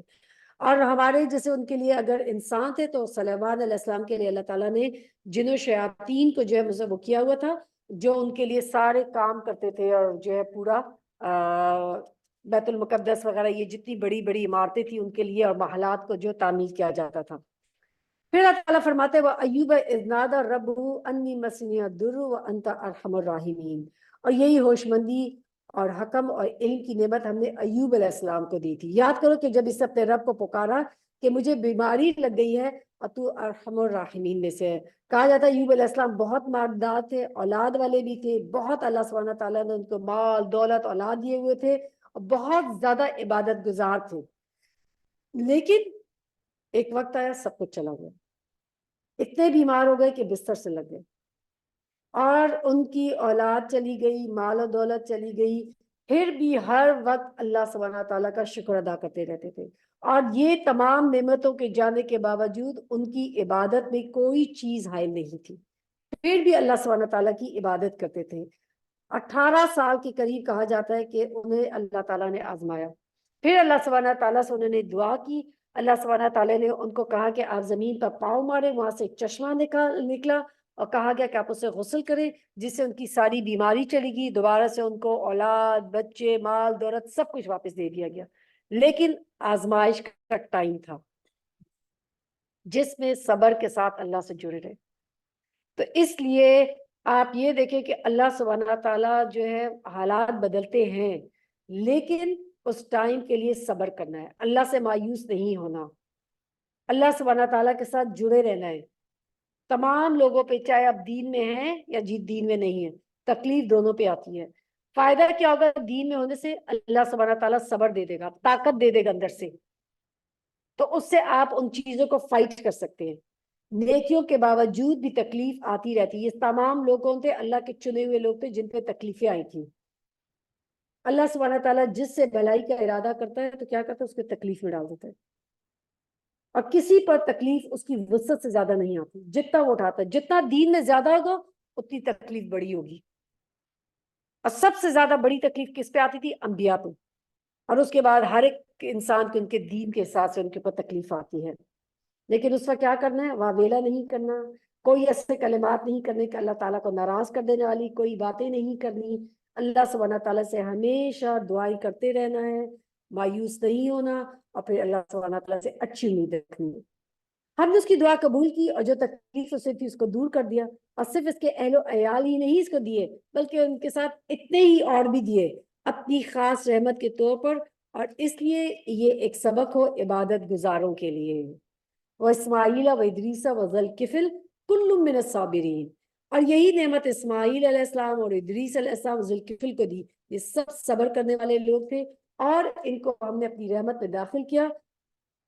وہ صالحین میں سے تھے، صالح لوگوں میں سے تھے. اور مچھلی والے کو بھی ہم نے نوازا. کون تھے وہ؟ یونس علیہ السلام. یاد کرو جب کہ وہ بگڑ کر چلا گیا تھا، سمجھا تھا کہ ہم اس پر گرفت نہ کر سکیں گے، آخر کو اس نے تاریکیوں میں سے پکارا، یعنی مچھلی کے پیٹ کے اندر تاریکی. سوچو ایک بالکل بند جگہ پہ کیا کہا؟ لا الہ الا انت سبحانک انی کنت من الظالمین. نہیں ہے کوئی الہ مگر تو ہی، پاک ہے تیری ذات، بے شک میں نے قصور کیا. تب ہم نے اس کی دعا قبول کی اور غم سے اس کو نجات بخشی، اور اس طرح ہم مومنوں کو بچا لیا کرتے ہیں. ایک دفعہ دل کی گہرائیوں کے ساتھ اللہ کو بالکل عاجزی کے ساتھ پکارا اور اللہ نے ان کی وہ دعا قبول کی. جو مسلمان بھی اس طرح اللہ سبحانہ تعالیٰ کے اس دعا کے ذریعے، اس دعا کے ساتھ اللہ تعالیٰ کو پکارتا ہے، اللہ سبحانہ تعالیٰ اس کی دعا قبول کرتا ہے. یہ اتنا بڑا کلمہ ہے. اور زکریا کو جب کہ اس سے اپنے رب کو پکارا کہ اے پروردگار مجھے اکیلا نہ چھوڑ اور بے تین وارث تو ہی ہے. پس ہم نے اس کی دعا قبول کی، اسے یحییٰ عطا کیا اور اس کی بیوی کو اس کے لیے درست کر دیا. یہ لوگ نیکی کے کاموں میں دوڑ دھوپ کرتے تھے اور ہمیں رغبت اور خوف کے ساتھ پکارتے تھے اور ہمارے آگے جھکے ہوئے تھے۔ اور وہ خاتون یعنی مریم علیہ السلام جس نے اپنی عصمت کی حفاظت کی تھی، ہم نے اس کے اندر اپنی روح سے پھونکا اور اسے اور اس کے بیٹے کو دنیا بھر کی نشانی بنا دیا۔ یہ تمہاری امت حقیقت میں ایک ہی امت ہے اور میں تمہارا رب ہوں، پس تم میری عبادت کرو۔ مگر یہ لوگوں کی کارستانی ہے کہ انہوں نے آپس میں اپنے دین کو ٹکڑے ٹکڑے کر ڈالا۔ سب کو ہماری طرف پلٹنا ہے۔ فَمَن يَعْمَلْ مِنَ الصَّالِحَاتِ وَهُوَ مُؤْمِنٌ فَلَا كُفْرَانَ لِسَعْيِهَا وَإِنَّ لَهُ كَاتِبُونَ، پھر جو نیک عمل کرے گا اس حال میں کہ وہ مومن ہو تو اس کی نیک کام کی ناقدری نہ ہوگی، اسے ہم لکھ رہے ہیں۔ ہم ممکن نہیں ہے اور ممکن نہیں ہے کہ جس بستی کو ہم نے ہلاک کر دیا وہ پلٹ سکے، یہاں تک کہ جب یاجوج ماجوج کھول دیے جائیں گے، ہر بلندی سے وہ نکل پڑیں گے اور وعدہ برحق کے پورا ہونے کا وقت قریب آ لگے گا، یعنی قیامت کی یہ چونکہ کبریٰ نشانیوں میں سے ہوگا جب قیامت قریب آ لگے گی تو یک ان لوگوں کے دیدے پھٹے کے پھٹے رہ جائیں گے جنہوں نے کفر کیا تھا، کہیں گے ہائے ہماری کمبختی، ہم اس چیز کی طرف سے غفلت میں پڑے ہوئے تھے بلکہ ہم خطا کار تھے۔ بے شک تم اور تمہارے وہ معبود جسے تم پوچھتے ہو جہنم کا ایندھن ہے، وہاں تم سب کو جانا ہے، اگر یہ واقعی الہ ہوتے تو وہاں نہ جاتے، اب سب کو ہمیشہ اس میں رہنا ہے، وہاں وہ پھنکارے ماریں گے اور حال یہ ہوگا کہ اس میں کان پڑی آواز نہیں سنائی دے گی۔ وہ بت جو ہے ان کو کیوں ڈالا جائے گا؟ ان لوگوں کو دکھانے کے لیے کہ یہ وہ تمہارے الہ ہیں، یہ دیکھو ان کا کیا حال ہے، ان کو رسوا کرنے کے لیے ان بتوں کو ساتھ ڈالا جائے گا کہ یہ دیکھو جن کی تم عبادت اللہ کو چھوڑ کے کرتے ان کا اللہ تعالیٰ نے کیا حال کیا۔ رہے وہ لوگ جن کے لیے ہماری طرف سے بھلائی کا پہلے ہی فیصلہ ہو چکا ہے تو وہ یقیناً اس سے دور رکھے جائیں گے اور اس جہنم کی سرسراہٹ تک نہیں سنیں گے۔ جہنم میں جانا تو دور کی بات، کیونکہ کہیں اس خوف سے بھی ان کو سرسراہٹ بھی ایک آواز بھی جہنم کی نہیں آئے گی اور وہ ہمیشہ اپنی من بھاتی چیزوں کے درمیان ہوں گے۔ وہاں انتہائی گھبراہٹ کا وقت ان کو ذرا پریشان نہ کرے گا اور ملائکہ بڑھ بڑھ کر ان کے ہاتھوں ہاتھ لیں گے۔ یہ تمہارا وہی دن ہے جو تم سے وعدہ کیا جاتا ہے، یعنی نیک لوگوں پر جو کیفیت طاری ہوگی اس وقت ان پہ کیا جو ہے سکون ہوگا، کس وجہ سے؟ کیونکہ وہ جو نیک عمل کرتے تھے،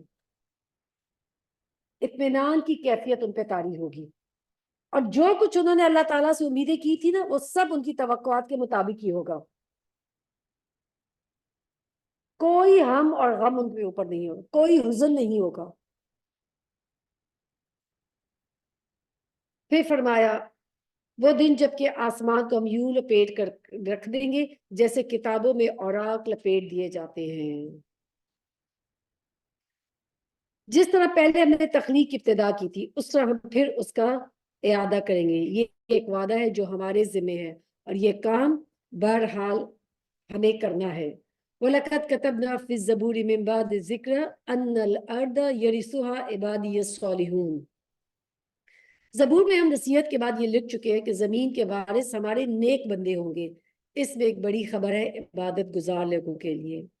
اے محمد صلی اللہ علیہ وسلم وما ارسلناک الا رحمت للعالمین، ہم نے آپ کو بھیجا ہے تو یہ دراصل دنیا والوں کے حق میں ہماری رحمت ہے، ورنہ اس سے پہلے رسول صلی اللہ علیہ وسلم سے پہلے دنیا کا کیا حال ہوتا؟ عرصہ دراز گزر گیا تھا، کوئی نہیں آیا تھا ان کو بتانے کے لیے کہ کیا حق ہے اور کیا غلط ہے، کیا باطل ہے۔ تو آپ صلی اللہ علیہ وسلم کا آنا دنیا والوں کے لیے ایک رحمت ہے کہ جس سے رسول صلی اللہ علیہ وسلم کی وجہ سے وہ گمراہی سے نکلے ہیں۔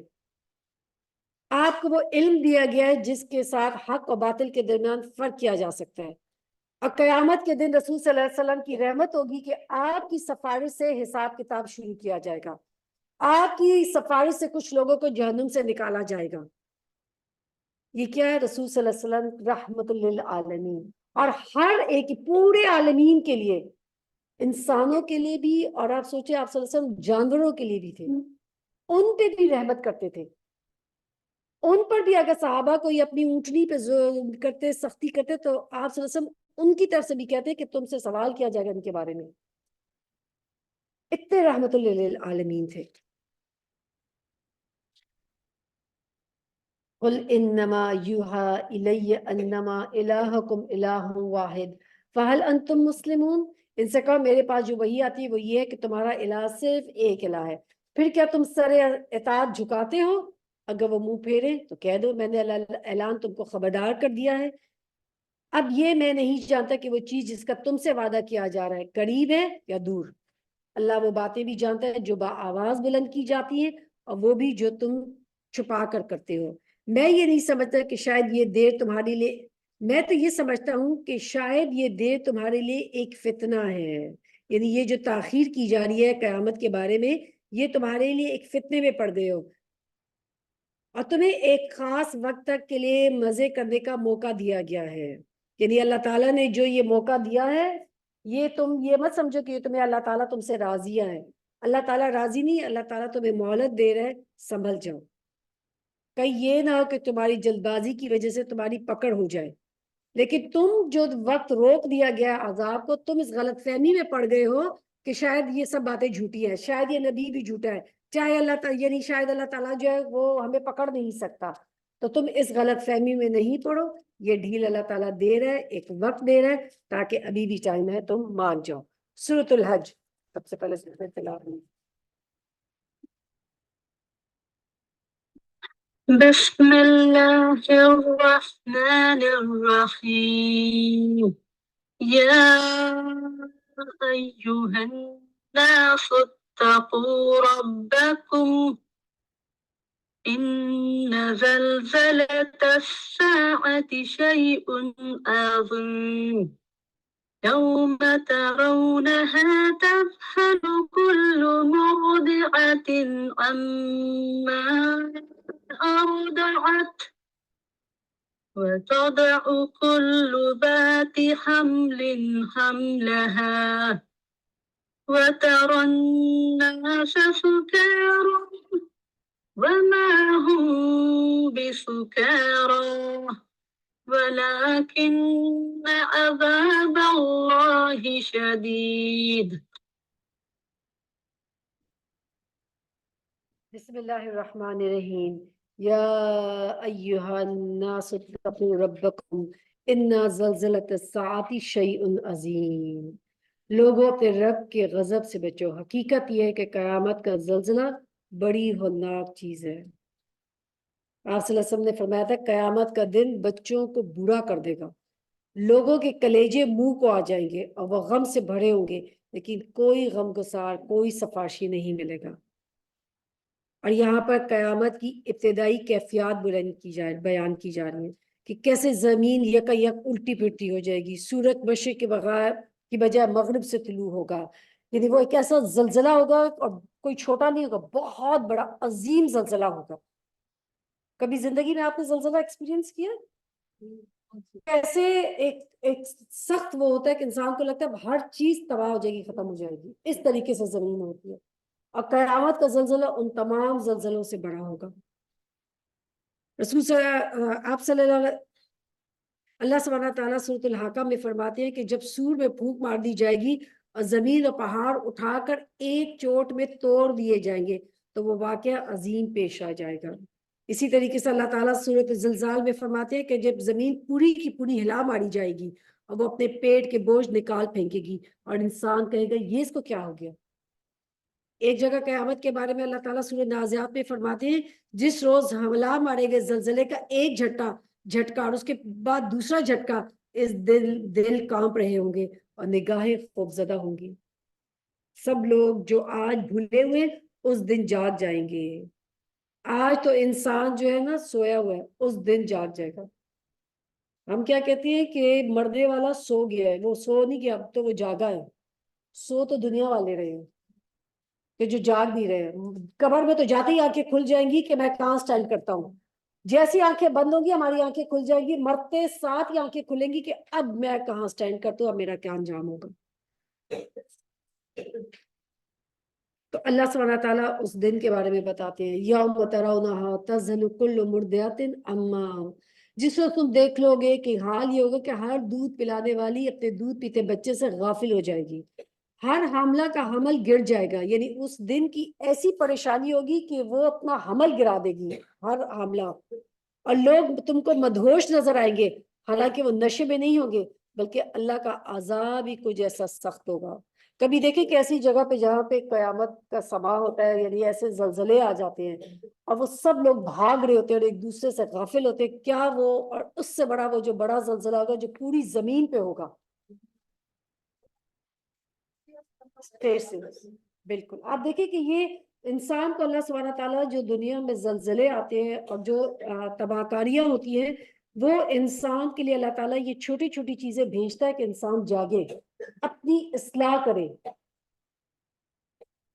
بعض لوگ ایسے ہیں جو علم کے بغیر اللہ کے بارے میں بحثیں کرتے ہیں اور ہر شیطان سرکش کی پیروی کرنے لگتے ہیں، حالانکہ اس کے تو نصیب میں یہ لکھا ہوا ہے کہ جو اس کو دوست بنائے گا وہ اسے گمراہ کر کے چھوڑے گا اور عذاب جہنم کا راستہ دکھائے گا۔ لوگوں، اگر تمہیں زندگی بعد موت کے بعد میں کچھ شک ہے تو تمہیں معلوم ہو کہ ہم نے تم کو مٹی سے پیدا کیا، پھر نطفے سے، پھر خون کے لوتھڑے سے، پھر گوشت کی بوٹی سے، جو شکل والی بھی ہوتی ہے اور بے شکل بھی، تاکہ تم پر حقیقت واضح کرے۔ ہم جس نطفے کو چاہتے ہیں ایک خاص وقت تک رحموں میں ٹھہرا دیتے ہیں، پھر یہ تم سب کو ایک بچے کی صورت میں نکال آتے ہیں، پھر تمہیں پرورش کرتے ہیں تاکہ تم اپنی پوری جوانی کو پہنچو۔ پوری ماں کے اندر بچے کی کیا ایمبریولوجی ہے نا، وہ اللہ تعالیٰ نے بتا دیا۔ 1950 میں جو ہے الٹرا ساؤنڈ آیا تھا، جس سے یہ پتا لگے تھا کہ ماں کے اندر کیسے بچہ پلتا ہے اور اس کی جو اندر جو ڈفرنٹ سٹیجز ہیں، اور ہمیں اللہ سبحانہ تعالیٰ نے کتنے سو سال پہلے، 1000 سال پہلے بتا دیا ہے کہ ماں کے پیٹ کے اندر کیسی سٹیجز ہیں، اور ایگزیکٹلی یہ سٹیجز ہوتی ہیں۔ کبھی آپ جا کے ان سٹیجز کی تصویریں گوگل کر کے دیکھیں کہ اسی طرح کی ان کی شکلیں ہوتی ہیں۔ اور پھر اللہ تعالیٰ کیا فرماتے ہیں کہ اس کو اللہ تعالیٰ بچے کی صورت میں نکالتے ہیں تاکہ اپنی پوری جوانی کو پہنچے۔ اب تم میں سے کوئی پہلی واپس بلا لیا جاتا ہے، کوئی ماں کے پیٹ سے پیدا ہی ہوتا مر جاتا ہے، کوئی پیدا ہونے کے بعد کچھ گھنٹے بعد مر جاتا ہے، کوئی جو ہے وہ جوانی میں مر جاتا ہے، اور کوئی جو ہے وہ اپنی آخری عمر کا پہنچتا ہے۔ تاکہ تم پوری جوانی کو پہنچے، تم میں سے کوئی پہلے واپس بلا لیا جاتا ہے، کوئی بدترین عمر کی طرف پھیر دیا جاتا ہے، تاکہ سب کچھ جاننے کے بعد پھر کچھ نہ جانے۔ اور تم دیکھتے ہو کہ زمین سوکھی پڑی ہے، پھر جہاں ہم نے اس پر مینا برسایا، یکا یک وہ کھل اٹھی اور پھول گئی، اور اس نے ہر قسم کے خوش منظر نباتات اگلنے شروع ہو گئی۔ یہ سب کچھ اس وجہ سے ہے کہ اللہ حق ہے، اللہ ایک سچائی ہے، حق ہے، اور کیا ہے، وہ مردوں کو زندہ کرتا ہے، اور وہ ہر چیز پر قادر ہے، اور یہ کہ قیامت کی گھڑی آ کر رہے گی، اس میں شک کی کوئی گنجائش نہیں، اور اللہ ضرور ان لوگوں کو اٹھائے گا جو قبروں میں جا چکے ہیں۔ اللہ تعالیٰ نے یہاں پہ انسانوں کے لیے 5 حقیقتیں بتا کر اپنا تعارف کرایا کہ وہ رب کون ہے۔ سب سے پہلے وہ حق ہے، پھر اس کے بعد وہ مردوں کو زندہ کرتا ہے، وہ ہر چیز پر قادر ہے، قیامت کی گھڑی آ کر رہے گی، اور اللہ ضرور ان سب لوگوں کو اٹھائے گا جو مر چکے ہیں، اور یہ اللہ کے علاوہ کوئی بھی نہیں کر سکتا۔ وَمِنَ النَّاسِ مَن يُجَادِلُ فِي اللَّهِ بِغَيْرِ عِلْمٍ وَلَا هُدًى وَلَا كِتَابٍ مُنِيرٍ۔ بعض اور لوگ ایسے ہیں جو کسی علم اور ہدایت اور روشنی بخشنے والی کتاب کے بغیر گردن اکڑائے ہوئے ہیں، اللہ کے بارے میں جھگڑتے ہیں تاکہ لوگوں کو اللہ کے راہ سے بھٹکا دے۔ ایسے شخص کے لیے دنیا میں رسوائی ہے، اور قیامت کے روز اس کو ہم آگ کے عذاب میں مزہ چکھائیں گے۔ یہ کون لوگ ہیں کہ جن کے پاس علم نہیں ہے اور بغیر علم کے لوگوں کو، بغیر دلیل کے لوگوں کو گمراہ کریں، اپنے نفس کو فالو کریں۔ میں نہیں سمجھتا اللہ تعالیٰ اتنا ظالم ہے، اللہ تعالیٰ پکڑے گا نہیں، کچھ بھی نہیں ہوتا۔ ان سے پوچھو، کیا آج جو بیٹھ کے دلائل سے دیتے، ان سے پوچھو کیا آپ نے کتاب پڑھی ہے؟ آپ نے خود پڑھا ہے، آپ کے پاس علم ہے، لیکن علم نہیں ہے، لیکن پھر بھی وہ علم کی بیٹھ کے بڑے بڑے دعوے کر رہے ہوتے ہیں، تو اور بالکل وہ ایک جسٹیفائی کرتے ہیں اپنے گناہوں کو۔ اور the thing is that کہ علم جو ہے 2 طرح سے حاصل ہوتا ہے، ایک کائنات پر غور و فکر کرتے ہیں، اور ایک کتاب شریعت کا جو علم ہمیں دیا گیا ہے۔ تو اللہ سبحانہ تعالیٰ کی پہچان ان دونوں کے ساتھ حاصل کی جاتی ہے، ایک علم اور پھر ہدایت جو اللہ تعالیٰ نے دی ہے، جو آپ کو اس کتاب کے ذریعے، کیونکہ اللہ تعالیٰ نے فرمایا نا کہ جو علم دیا ہے، ہدایت دی، اور روشنی بخشنے والی کتاب، یہ تین چیزیں ہیں کہ جس کے ذریعے سے انسان اللہ تعالیٰ کی معرفت کر سکتا ہے، قرآن یعنی کائنات پہ غور و فکر کر کے، علم حاصل کر کے، اور اس کتاب سے۔ نہیں ہوتا، کیونکہ خالی آپ ترجمے سے بہت سارے احکامات نہیں سمجھ سکتے جب تک کہ آپ اس کی گہرائی میں جا کے تفاسیر جو ہے نہیں ان سے فائدہ حاصل کرتے۔ یہ ہے وہ تیرا وہ مستقبل جو تیرے اپنے ہاتھوں نے تیرے لیے تیار کیا، ورنہ اللہ اپنے بندوں پر ظلم کرنے والا نہیں ہے۔ وَمِنَ النَّاسِ مَن يَعْبُدُ اللَّهَ عَلَى حَرْفٍ فَإِنْ أَصَابَهُ خَيْرٌ اطْمَأَنَّ بِهِ، اور لوگوں میں سے کوئی ایسا جو کنارے پر رہ کے اللہ کی بندگی کرتا ہے، بس کنارے کنارے پر رہ کے، اگر فائدہ ہوا تو مطمئن ہو گیا، اور اگر کوئی مصیبت آ گئی تو الٹا پھر جاتا ہے، اس کی دنیا بھی گئی اور آخرت بھی، یہ صحیح خسارہ ہے۔ پھر وہ اللہ کو چھوڑ کر ان کو پکارتا ہے، نہ جو اس سے نقصان پہنچا سکتے ہیں اور نہ فائدہ ہو۔ یعنی کچھ لوگ ہوتے ہیں کہ اسلام میں داخل بھی ہو جاتے ہیں، قریب قریب نہیں رہتے، بس ٹھیک ہے آہستہ آہستہ جو آسان لگا وہ کر لیا، جو مشکل ہے چھوڑ دیے، دنیا کے فائدے کے لیے اپنے اسلام کو چھوڑ دیں گے، پیچھے ڈال دیں گے۔ پڑھ بھی رہتے تھے، علم بھی حاصل کرتے، بچے کی شادی آئی، اسلام پیچھے رہ گیا۔ اب تو بچے کی شادی کے لیے تو سب کچھ کرنا پڑتا ہے، وہ تو نہیں چھوڑ سکتے۔ تو یہ کیا ہے، کنارے پہ رہ کے کہ صرف وہ والی بات ہے۔ تو یہ بیسیکلی وہ کہتے ہیں نا، کسی نے عالم نے بڑی اچھی بات کی تھی، ایک اسکالر نے، جب ان سے کہا گیا کہ میں 5 نمازیں نہیں پڑھتا، فجر کی نماز قضا کر دیتا ہوں، تو وہ جو ہے میں جب اٹھتا ہوں میں پڑھ لیتا ہوں۔ تو انہوں نے کہا کہ تم اللہ کی نہیں مان رہے، اپنی نفس کی مان رہے ہو۔ اگر اللہ کی مانتے ہو تو 5 نمازیں پڑھتے، اپنی نفس کی مان دو کہ 4 تمہیں آسان لگتی ہے اور ایک جو ہے وہ تو بعد میں پڑھ لیتے ہو۔ فرمایا یہ ہے گمراہی کی انتہا، وہ ان کو پکارتا ہے جن کا نقصان ان کے نفع سے قریب تر ہے، بدترین ہے اس کا مولا، بدترین ہے اس کا رفیق۔ اس کے برعکس اللہ ان لوگوں کو جو ایمان لائے اور جنہوں نے نیک عمل کیے، یقیناً ایسی جنتوں میں داخل کرے گا جس کے نیچے نہریں بہتی ہوں گی۔ اللہ کرتا ہے جو کچھ وہ چاہتا ہے۔ جو شخص یہ گمان رکھتا ہے کہ اللہ دنیا اور آخرت میں اس کی مدد نہ کرے گا، اسے چاہیے کہ ایک رسی کے ذریعے سے آسمان تک پہنچ کر ایک شگاف لگائے، پھر دیکھ لے آئے کہ اس کی تدبیر میں اس چیز کو کون سی چیز رد کر سکتی ہے جو اس کو ناگوار ہے۔ یعنی اگر کوئی وحی کا سلسلہ بند کرنا چاہتا ہے، یہ اللہ کا حکم نہیں مانتا، تو بند کر سکتا تھا وحی کا سلسلہ جو قریش مکہ کو کہا جا رہا ہے۔ آج اگر ہم اللہ تعالیٰ کی کوئی حکم نہیں مانتے تو کیا ہم اس حکم کو بدل سکتے ہیں؟ ہمارے اندر کوئی طاقت ہے؟ یا ہمارے اوپر کوئی اچھے حالات یا برے حالات آ رہے ہیں، کیا ہم ان کو روک سکتے؟ نہیں روک سکتے۔ اللہ تعالیٰ نے فرمایا کہ اچھا کر لینا، اگر ایسا کر سکتے تو چلا جا آسمان پر سے وہی کا سلسلہ منقطع کر دے، کسی کا رزق جو ہے وہ بند کروا دے، کوئی جو ہے اگر چھت میں خودکشی کر لے۔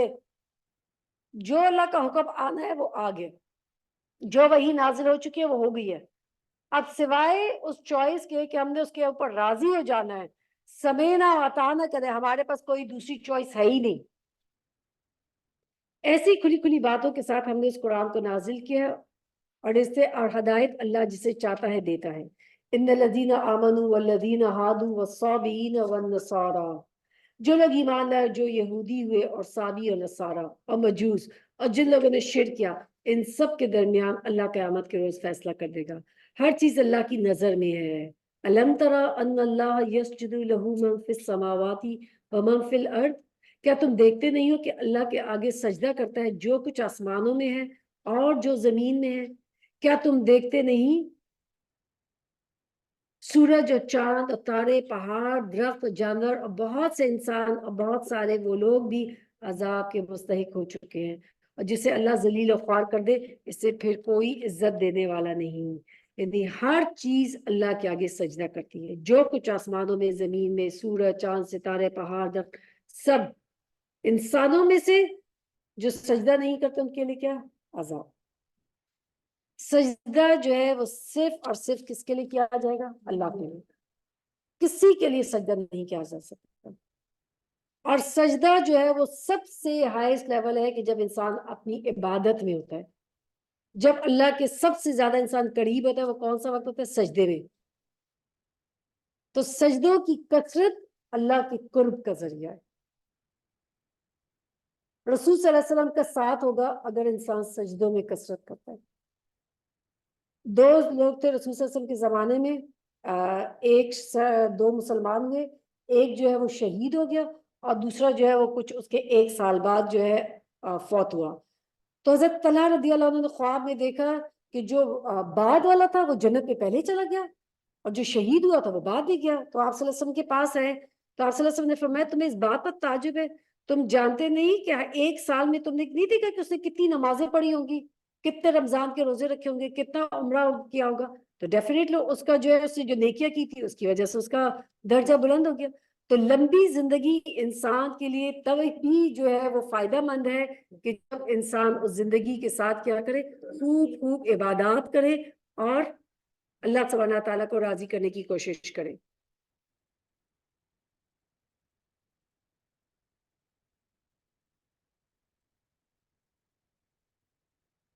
رسول صلی اللہ علیہ وسلم کے آزاد کردہ غلام صوبان نے کسی نے پوچھا کہ آپ مجھے کسی ایسے عمل کے بارے میں بتائیں جس کے کرنے سے اللہ مجھے جنت میں داخل کرا دے.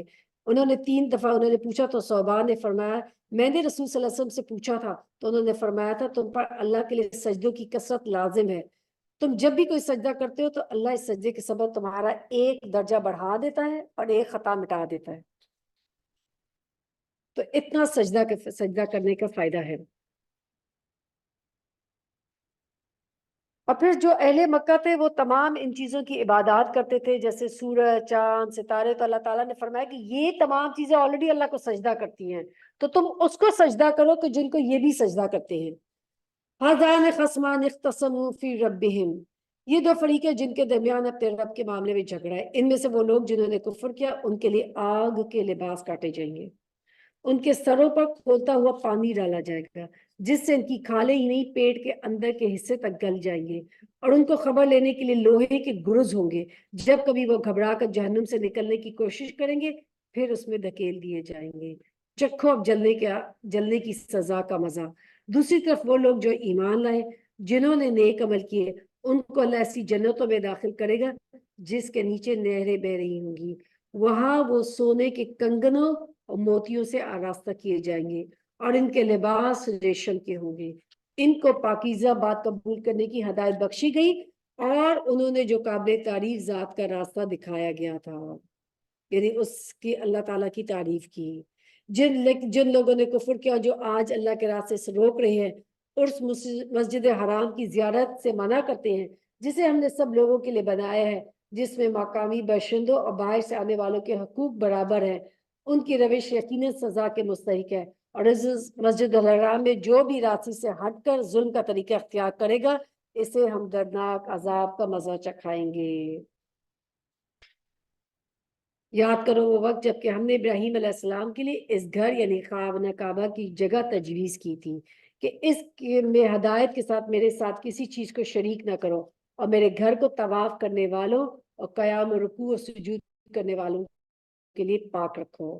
یعنی مسجد کو پاک کرنے سے مراد ایک تو خاص طور پہ شرک سے پاک کرنا ہے اور ایک ویسے بھی مسجد کو پاک صاف رکھنے کے لیے یہاں فرمایا گیا. سب سے زیادہ تو جو ہے وہ ہے مسجد الحرام جس کو ہر وقت جو صاف رکھنا ضروری ہے. اور عام مسجد میں بھی خاص طور پہ جیسے آپ لوگ ماشاءاللہ جو لوگ تراویح کے لیے جا رہے ہیں مسجد کو صاف رکھنا بہت ضروری ہے.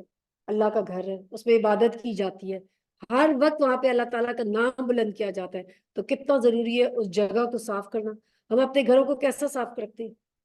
کوئی بچے اگر وہاں پہ گند مچائے ہم کتنے پریشان ہو جاتے ہیں. اور مسجدوں کو ہم سمجھتے ہیں کہ شاید وہاں پہ چھوڑ دیا ہے, بچے پھینک رہے ہیں, گند کر رہے ہیں. مائیں بالکل آرام سے بیٹھی ہوتی ہیں, منع نہیں کرتی ہیں. تو اس لیے مسجدوں کو ایسی تمام چیزوں سے پاک رکھنا چاہیے. یہی یہاں پہ اللہ سبحانہ تعالیٰ فرما رہے ہیں. کس کے لیے؟ رکوع اور سجدہ کرنے والوں کے لیے جو وہاں پہ عبادت کے لیے آتے ہیں, اس لیے وہاں پہ پاک صاف رکھنا چاہیے. اور لوگوں کو حج کے لیے اذن عام دے دو کہ وہ تمہارے پاس ہر دور دراز مقام سے پیدل اور اونٹوں پر سوار رہے تاکہ وہ فائدہ دیکھیں جو یہاں اللہ تعالیٰ نے ان کے لیے رکھے ہیں. یعنی حج کے لیے اور عمرے کے لیے آنا چاہیے, دور دراز سے ہو کہ قریب سے ہو, سواری پہ ہو کہ پیدل ہو, لیکن آنا چاہیے. اللہ تعالیٰ کے اس گھر کی زیارت کرنی چاہیے اور چند مقرر دنوں میں ان جانوروں پر اللہ کا نام لے جو اس نے انہیں بخشے. یعنی حج کے ایام جو 10 دن ہیں ان کے بارے میں بتایا جا رہا ہے. خود بھی کھائے تقدس محتاج کو بھی دے, پھر اپنا محل کو چل دور کریں اور اپنی نظریں پوری کریں اور اس قدیم گھر یعنی کعبہ کا طواف کریں. یہ تھا تعمیر کعبہ کا مقصد. اور جو کوئی اللہ کی قائم کردہ حرمتوں کا احترام کرے تو یہ اس کے رب کے نزدیک خود اسی کے لیے بہتر ہے۔ اور تمہارے لیے مویشی جانور حلال کیے گئے ماں سوا ان چیزوں کے کہ جو تمہیں بتائی جا چکی ہیں، پس بتوں کی گندگی سے بچو، جھوٹی باتوں سے پرہیز کرو، یکسو ہو کر اللہ کی عبادت، اللہ کے بندے بنو، اس کے ساتھ کسی کو شریک نہ کرو، اور جو کوئی اللہ کے ساتھ شریک کرے گا گویا وہ آسمان سے گر گیا۔ اب یا تو اسے پرندے اچک لے جائیں گے یا ہوا اس کو ایسی جگہ لے جا کر پھینک دے گی جہاں سے اس کے چھیتڑے اڑ جائیں گے۔ خالی اب دیکھیں لوگ 14 یا 15ویں منزل سے گر جائیں تو ان کا کیا حال ہوتا ہے، اور کوئی اگر یعنی شرک کرنے والا ایسا ہے کہ جیسے آسمان سے اس کو نیچے اللہ تعالیٰ گرا دے، چھیتڑے بھی اس کو اڑ جائیں گے۔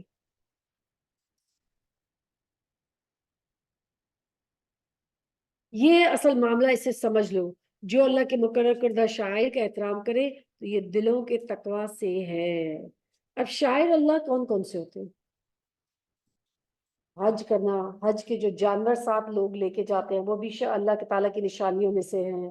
اسی طریقے سے جو ہے فار ایگزامپل زمزم، سعی کرنا، طواف کرنا، جو ہے یہ اللہ تعالیٰ کے شاعر میں سے ہے۔ مسجد اللہ تعالیٰ کے شاعر میں سے ہے۔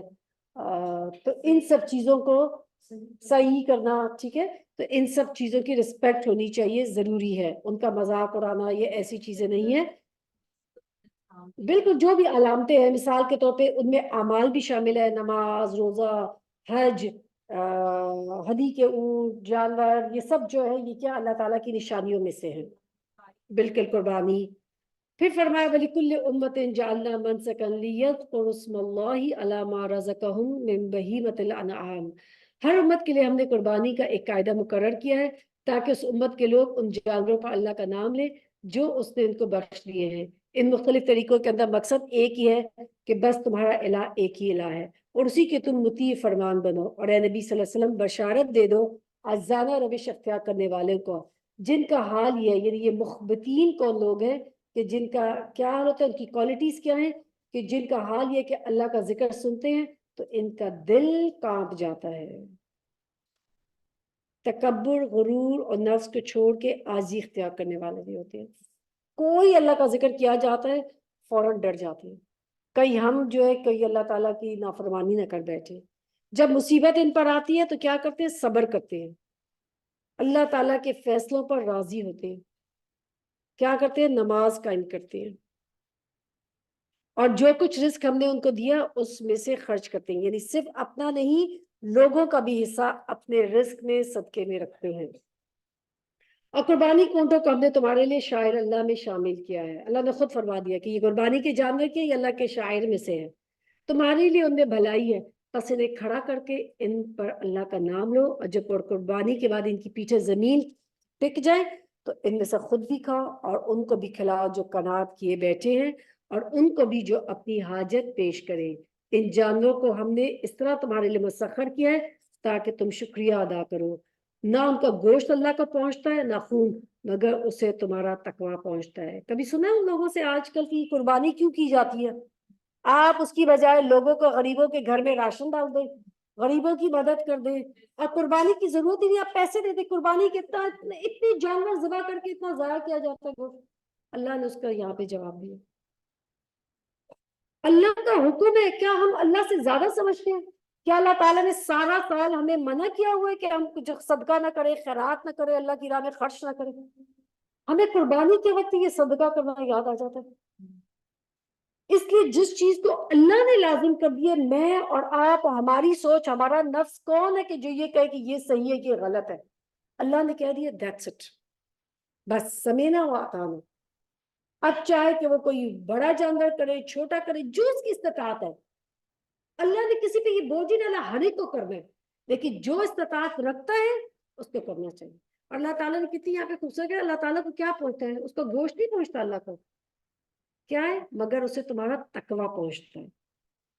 کتنا اللہ کا ڈر ہے تمہارے میں، کتنی اللہ سے محبت ہے، یہ اللہ جاننا چاہتا ہے۔ اس لیے ہم قربانی کرتے ہیں کہ اللہ ہمارے دلوں کا تقوی دیکھنا چاہتا ہے۔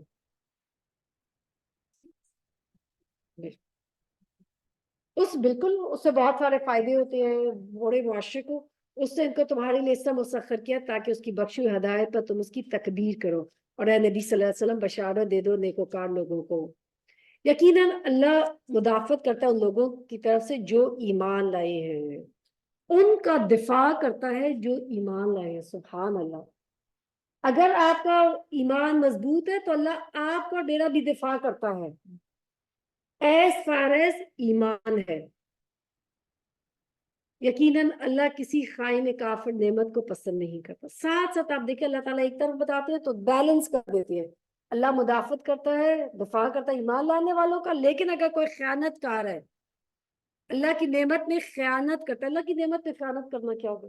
اس نعمت کو اللہ جس نے دیا اس کو چھوڑ کے کسی اور کے لیے کرے۔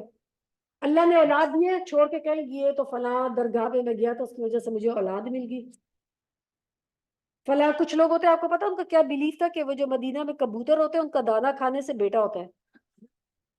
I was shocked to know this۔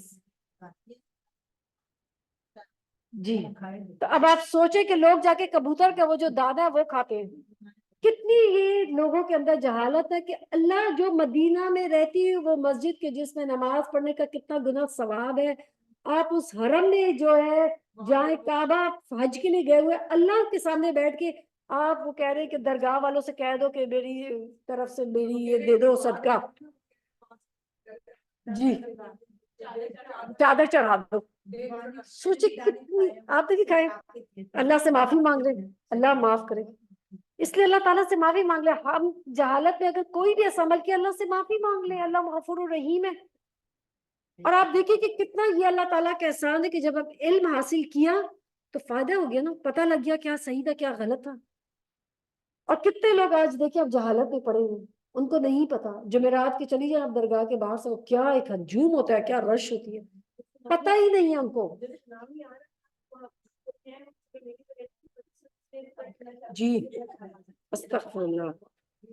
اللہ تعالیٰ فرماتا ہے اللہ تعالیٰ کسی خائن کافر نعمت کو پسند نہیں کرتا۔ یہ اللہ تعالیٰ کی نعمت میں خیانت کاری ہے کہ اللہ جو دے رہے اس کے ساتھ دوسروں کو شریک کرنا۔ اجازت دے دی گئی ان لوگوں کو جن کے خلاف جنگ کی جا رہی ہے کیونکہ وہ مظلوم ہے، اللہ یقیناً ان کی مدد پر قادر ہے۔ یہ وہ لوگ ہیں جو اپنے گھروں سے ناحق نکلتے ہیں، صرف اس قصور پر ناحق نکالے جاتے ہیں، صرف اس قصور پر کہ وہ کہتے ہیں قالو، وہ کیا کہتے ہیں، ان یقولوا ربنا اللہ، کہ اللہ ہمارا رب ہے۔ اگر اللہ لوگوں کو ایک دوسرے کے ذریعے سے دفع نہ کرتا تو خانقاہیں اور گرجا اور معبد اور مسجدیں جن میں اکثر اللہ کا نام لیا جاتا ہے سب مسمار کر دیا لی جاتی ہیں۔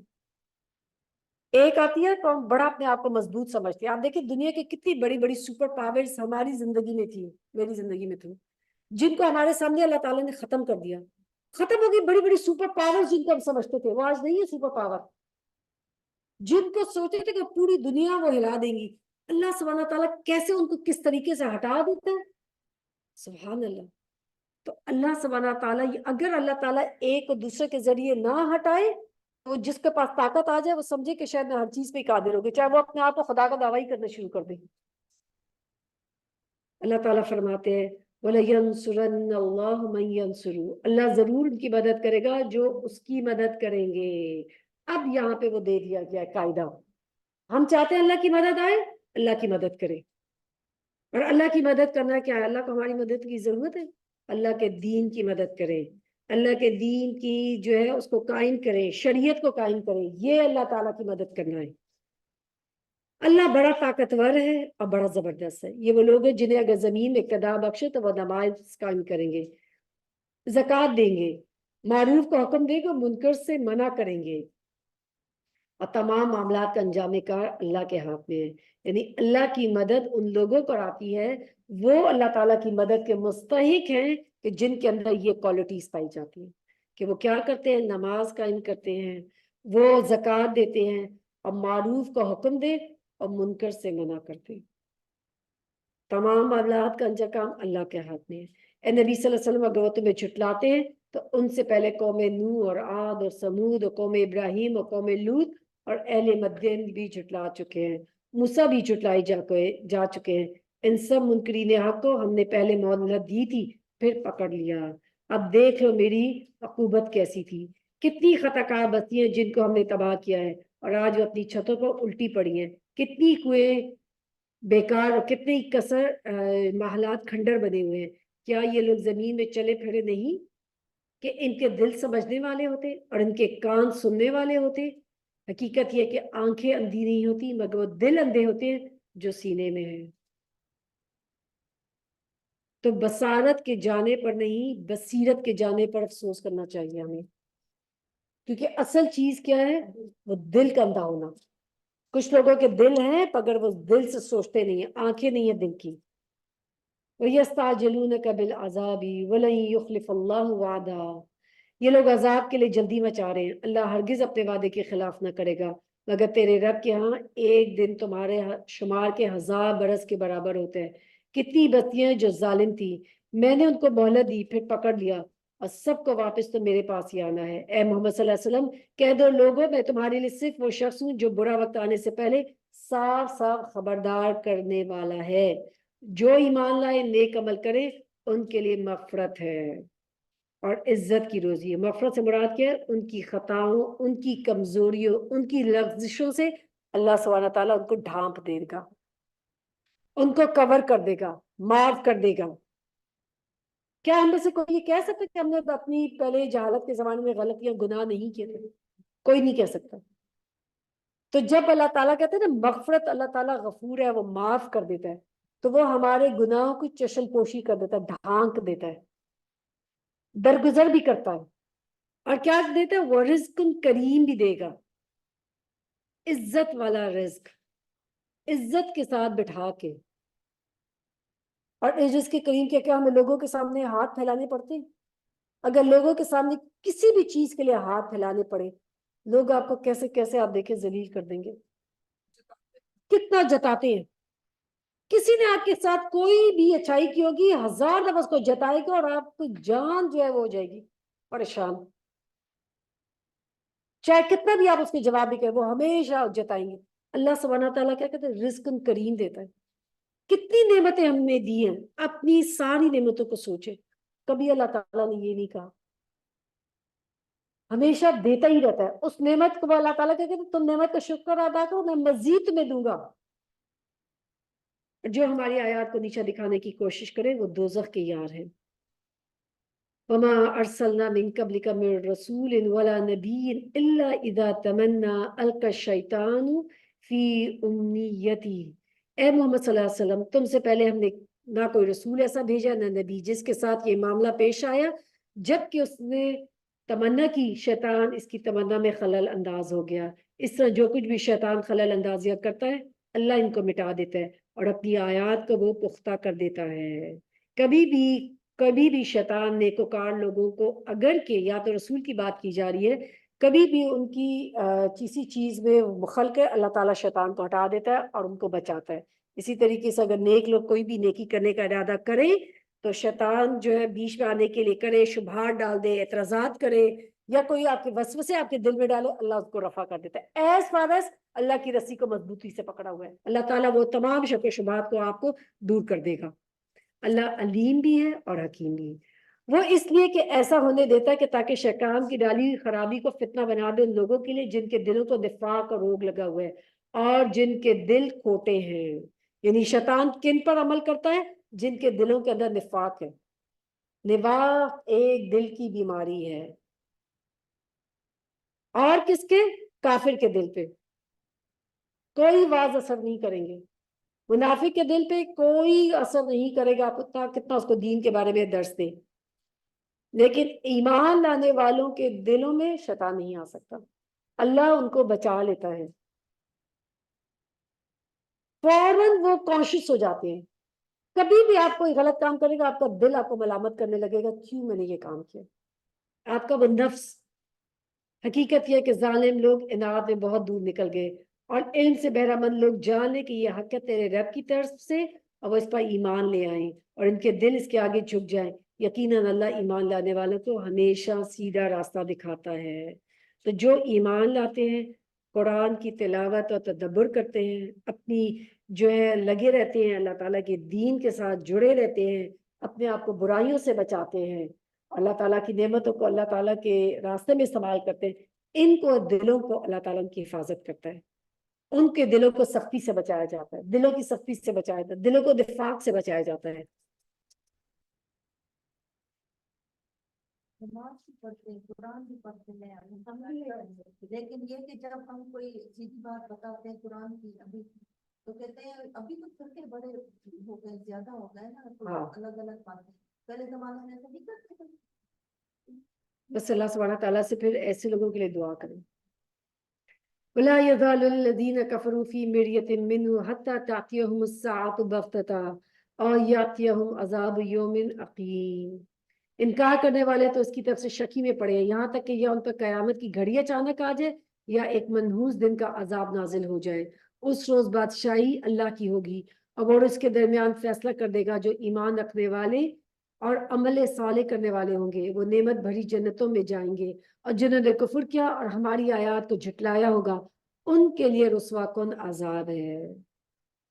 کیسا عذاب ہوگا کہ اللہ تعالیٰ کیا فرماتے ہیں کہ ان کا جو آگے فرمانا وَيَأْتِيَهُمْ عَذَابٌ يَوْمٍ عَقِيمٍ، بھانج کر دینے والا عذاب، ایسا عذاب ہوگا کہ اس میں کوئی چیز پھلے گی پھولے گی نہیں۔ اور جنہوں نے کفر کیا ہوگا، آیات کو جھٹلائے گا، ان کے رسوا کن عذاب ہوگا، ان کو کوئی اس دن امید نہیں ہوگی کہ ان کو کوئی بچا لے، ہر چیز سے وہ مایوس ہو چکے ہوں گے۔ والذین ہاجروا فی سبیل اللہ ثم قتلوا او ماتوا، اور جن لوگوں نے اللہ کی راہ میں ہجرت کی پھر قتل کیے گئے یا مر گئے، اللہ ان کو اچھا رزق دے گا۔ یقیناً اللہ ہی بہترین رزق رازق ہے، وہ انہیں ایسی جگہ سے پہنچائے گا جس سے وہ خوش ہو جائیں گے۔ بے شک اللہ تعالیٰ علیم بھی ہے اور حلیم بھی ہے۔ جب اللہ تعالیٰ کا نام علیم آتا ہے تو علیم وہ ہے کہ جو جانتا ہے کہ کس نے فی الوقت اس کی راہ میں گھر بار چھوڑا ہے، وہ کس انعام کا مستحق ہے، اللہ تعالیٰ جانتا ہے۔ اللہ تعالیٰ نہیں کے علاوہ کوئی اور نہیں جانتا کہ آپ نے اللہ کی راہ میں کیا کچھ قربانیاں دی ہیں، کس کس طریقے سے اپنے نفس کو گناہ سے بچائے، کوئی نہیں جانتا۔ کتنا آپ لوگوں کو اپنے بارے میں جسٹیفائی کریں کہ میری یہ نیت نہیں تھی، وہ کبھی بھی نہیں ماننے کو تیار ہوں گے، انہوں نے پہلے سے ایک مائنڈ بنا لیا ہوتا ہے۔ اللہ علیم ہے، وہ جانتا ہے، آپ کی نیتوں کو جانتا ہے۔ اور جب اللہ تعالیٰ کا نام ہوتا ہے نا حلیم، تو حلیم ہے کہ یعنی ایسی لوگوں کی چھوٹی چھوٹی غلطیاں ہو جاتی ہیں، کمزوریاں ہو جاتی ہیں، ان کی وجہ سے ان کی بڑی بڑی خدمات قربانیوں پر پانی پھیر دینے والا نہیں ہے۔ ایسا نہیں کہ اگر انہوں نے کوئی اچھے کام کیا، ایک چھوٹی سی غلطی ہوگی تو سارے کیے کرائے پہ پانی پھیر دے، نہیں، اللہ تعالیٰ قدردان ہے، قدر کرتا ہے، معاف کر دیتا ہے، درگزر کرتا ہے، ان کی چھوٹی چھوٹی غلطیاں معاف فرما دیتا ہے، ایس فارس کے وہ بڑی بڑی گناہوں سے بچتے رہیں گے۔ یہ تو ہے ان کا حال، اور جو کوئی بدلہ لے ویسے ہی اس کے لیے جیسا اس نے کیا ہوگا، پھر اس پر زیادتی بھی کی گئی ہو تو اللہ اس کی مدد ضرور کرے گا۔ اللہ معاف کرنے والا اور درگزر کرنے والا ہے۔ ذالک بان اللہ یولج اللیل فی النہار ویولج النہار فی اللیل وان اللہ سمیع بصیر۔ یہ اس لیے کہ رات سے دن اور دن سے رات نکالنے والا اللہ ہی ہے، اور وہ سمیع و بصیر ہے۔ یہ اس لیے کہ اللہ ہی حق ہے اور وہ سب باطل ہیں جنہیں اللہ کو چھوڑ کر یہ لوگ پکارتے ہیں، اور اللہ ہی بالادست اور بزرگ ہے۔ کیا تم دیکھتے نہیں ہو اللہ آسمان سے پانی برساتا ہے اور اس کی بدولت زمین سرسبز ہو جاتی ہے۔ حقیقت یہ ہے کہ وہ لطیف اور خبیر ہے، یعنی اللہ سبحانہ تعالیٰ کتنا ہے لطیف، باریک بین بھی ہے اور خبر بھی رکھتا ہے۔ کبھی بھی ہم نہیں دیکھتے کہ اللہ تعالیٰ جو ہے باریک بین ہے۔ اللہ تعالیٰ کیا فرماتے ہیں؟ اللہ تعالیٰ باریک بین ہے، معاف بھی کرتا ہے لیکن چھوٹی چھوٹی چیزوں کو باریکی کے ساتھ بھی دیکھتا ہے۔ کیا تم دیکھتے نہیں ہو کہ اللہ آسمان سے پانی برساتا ہے اور اس کی بدولت زمین سرسبز ہو جاتی ہے؟ حقیقت یہ ہے کہ وہ لطیف و خبیر ہے، اسی کا ہے سب کچھ آسمانوں میں اور جو کچھ زمین میں ہے، بے شک وہ غنی و حمید ہے، یعنی بے نیاز بھی ہے اور بے تعریف والا بھی ہے۔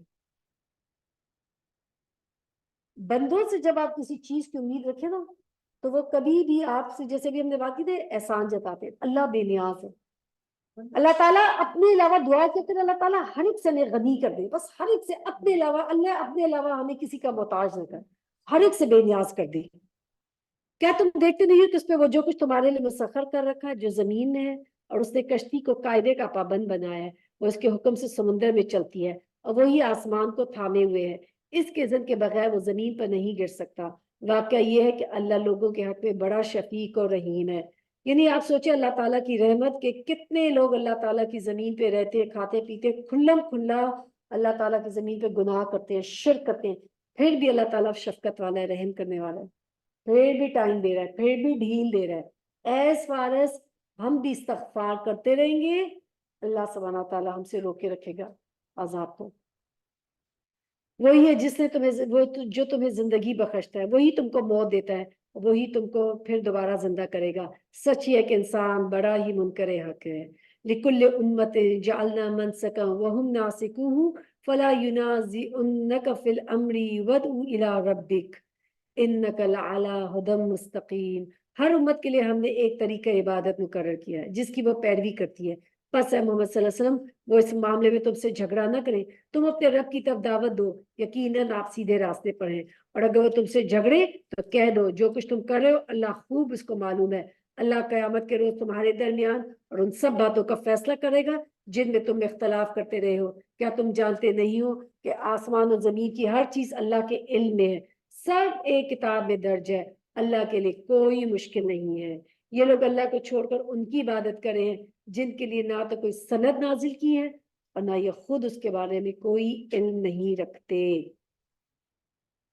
یعنی جو بھی ایسے کام کرتے ان کو کوئی علم نہیں ہوتا، ان ظالموں کے لیے کوئی مددگار نہیں ہے۔ جب ان کو ہماری طرف سے صاف آیات سنائی جاتی ہیں تو تم دیکھتے ہو کہ منکرین آپ کے چہرے بگڑنے لگتے ہیں اور ایسا محسوس ہوتا ہے کہ اب وہ ان لوگوں پر ٹوٹ پڑیں گے جو انہیں ہماری آیات سناتے ہیں۔ ان سے کہو میں تمہیں بتاؤں کہ اس سے بدتر چیز کیا ہے؟ آگ۔ اللہ نے اسی کا وعدہ ان لوگوں کے حق میں کر رکھا ہے جو قبول حق سے انکار کریں، اور وہ بہت ہی برا ٹھکانہ ہے۔ کچھ لوگ پوچھتے ہیں نا کہ لوگوں کو کیا بتانا چاہیے، کیا ان کو دین کا کوئی شریعت کا حکم بتائے؟ سب سے پہلا حکم کہ ان کو شرک نفی، ان کا عقیدہ درست کرے، سب سے پہلے عقیدہ، باقی سب چیزیں الگ ہیں۔ کوئی لوگوں کے بارے میں ججمنٹل نہ ہو کہ یہ نماز نہیں پڑھتا تو یہ جو ہے پتہ نہیں کتنا گنہگار، ہمیں نہیں پتا، وہ ہو سکتا ہے اکیلے میں عبادت کرتا ہو۔ سب سے پہلے لوگوں کو عقیدے کی طرف لے کر ایک اللہ کی سے باندھے، ایک اللہ سے جوڑے، یہ سب سے بڑا۔ جب وہ جڑ جائے پھر اگلے سٹیپ بائی سٹیپ لوگوں کو اللہ کے ساتھ جوڑے، ایک دم سے تب بوجھ نہ ڈال دے کہ وہ بھاگی جائے دین سے۔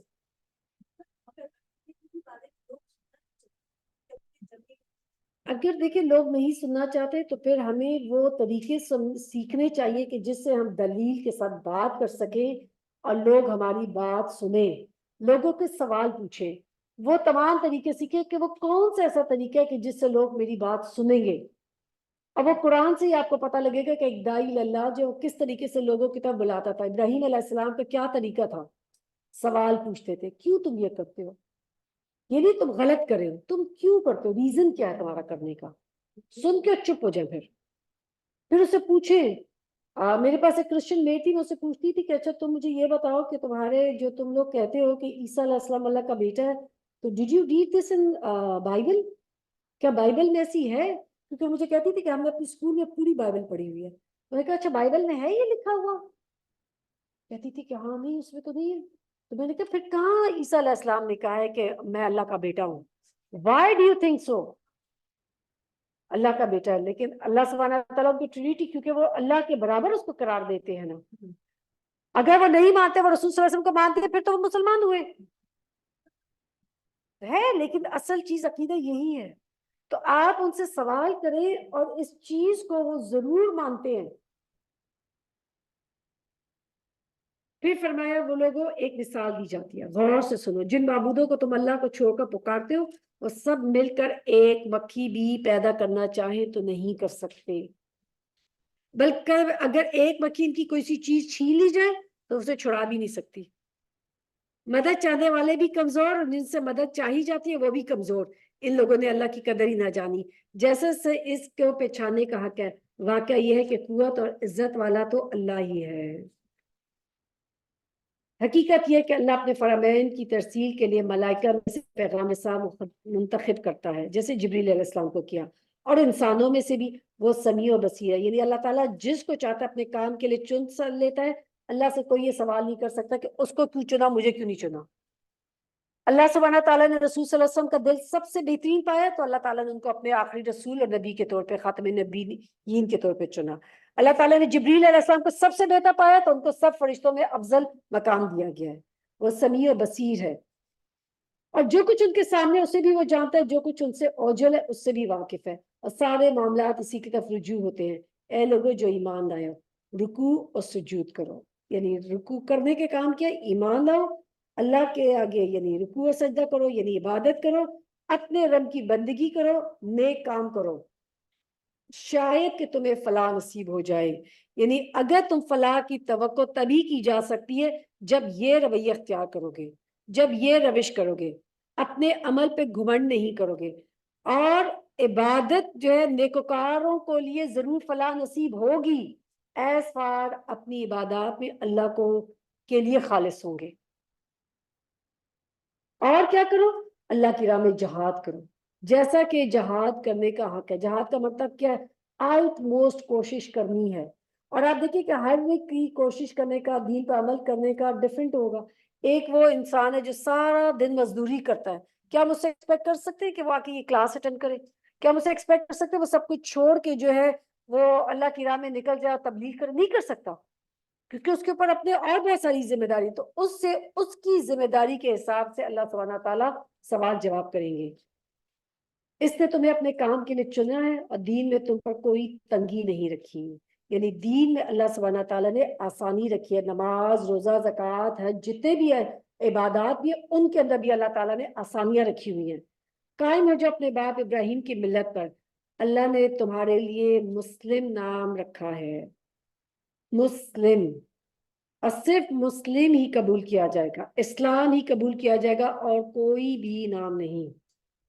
چاہے آپ اپنا آپ کو مسلمان، آج بہت سارے بچے کہنے اپنے نام محمد کی جگہ موڈ رکھ دیتے ہیں، اور اس طرح اپنے نام بدل دیتے ہیں۔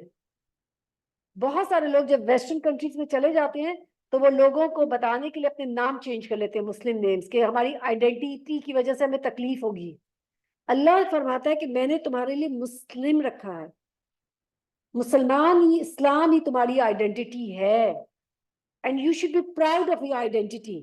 اور اس قرآن کو میں نے تمہارے یعنی، اور اس قرآن میں بھی تمہارا نام یہی ہے تاکہ رسول تم پر گواہ ہو اور تم لوگوں پر۔ بس کیا کرو، دوبارہ نماز قائم کرو، زکوٰۃ دو، اور اللہ سے وابستہ ہو جاؤ۔ وہ تمہارا مولا ہے، اور بہت ہی اچھا مولا ہے، اور بہت ہی اچھا، اور وہ مددگار ہے۔ اور ہمارے لیے اس آج کے لیسن میں آپ دیکھیں بار بار نماز، روزہ، زکوٰۃ، بار بار اس کا نماز اور زکوٰۃ کا حکم دیا گیا ہے، اور ساتھ کیا فرمایا گیا، اللہ سے وابستہ ہو جاؤ، کیونکہ اللہ ہی تمہارا مولا ہے۔ کتنا اچھا مولا اور کتنا بہترین مددگار۔ وآخر دعوانا ان الحمد للہ رب العالمین۔ سبحانک اللہم و بحمدک، اشہد ان لا الہ الا انت، استغفرک و اتوب الیک۔ السلام علیکم ورحمۃ اللہ وبرکاتہ۔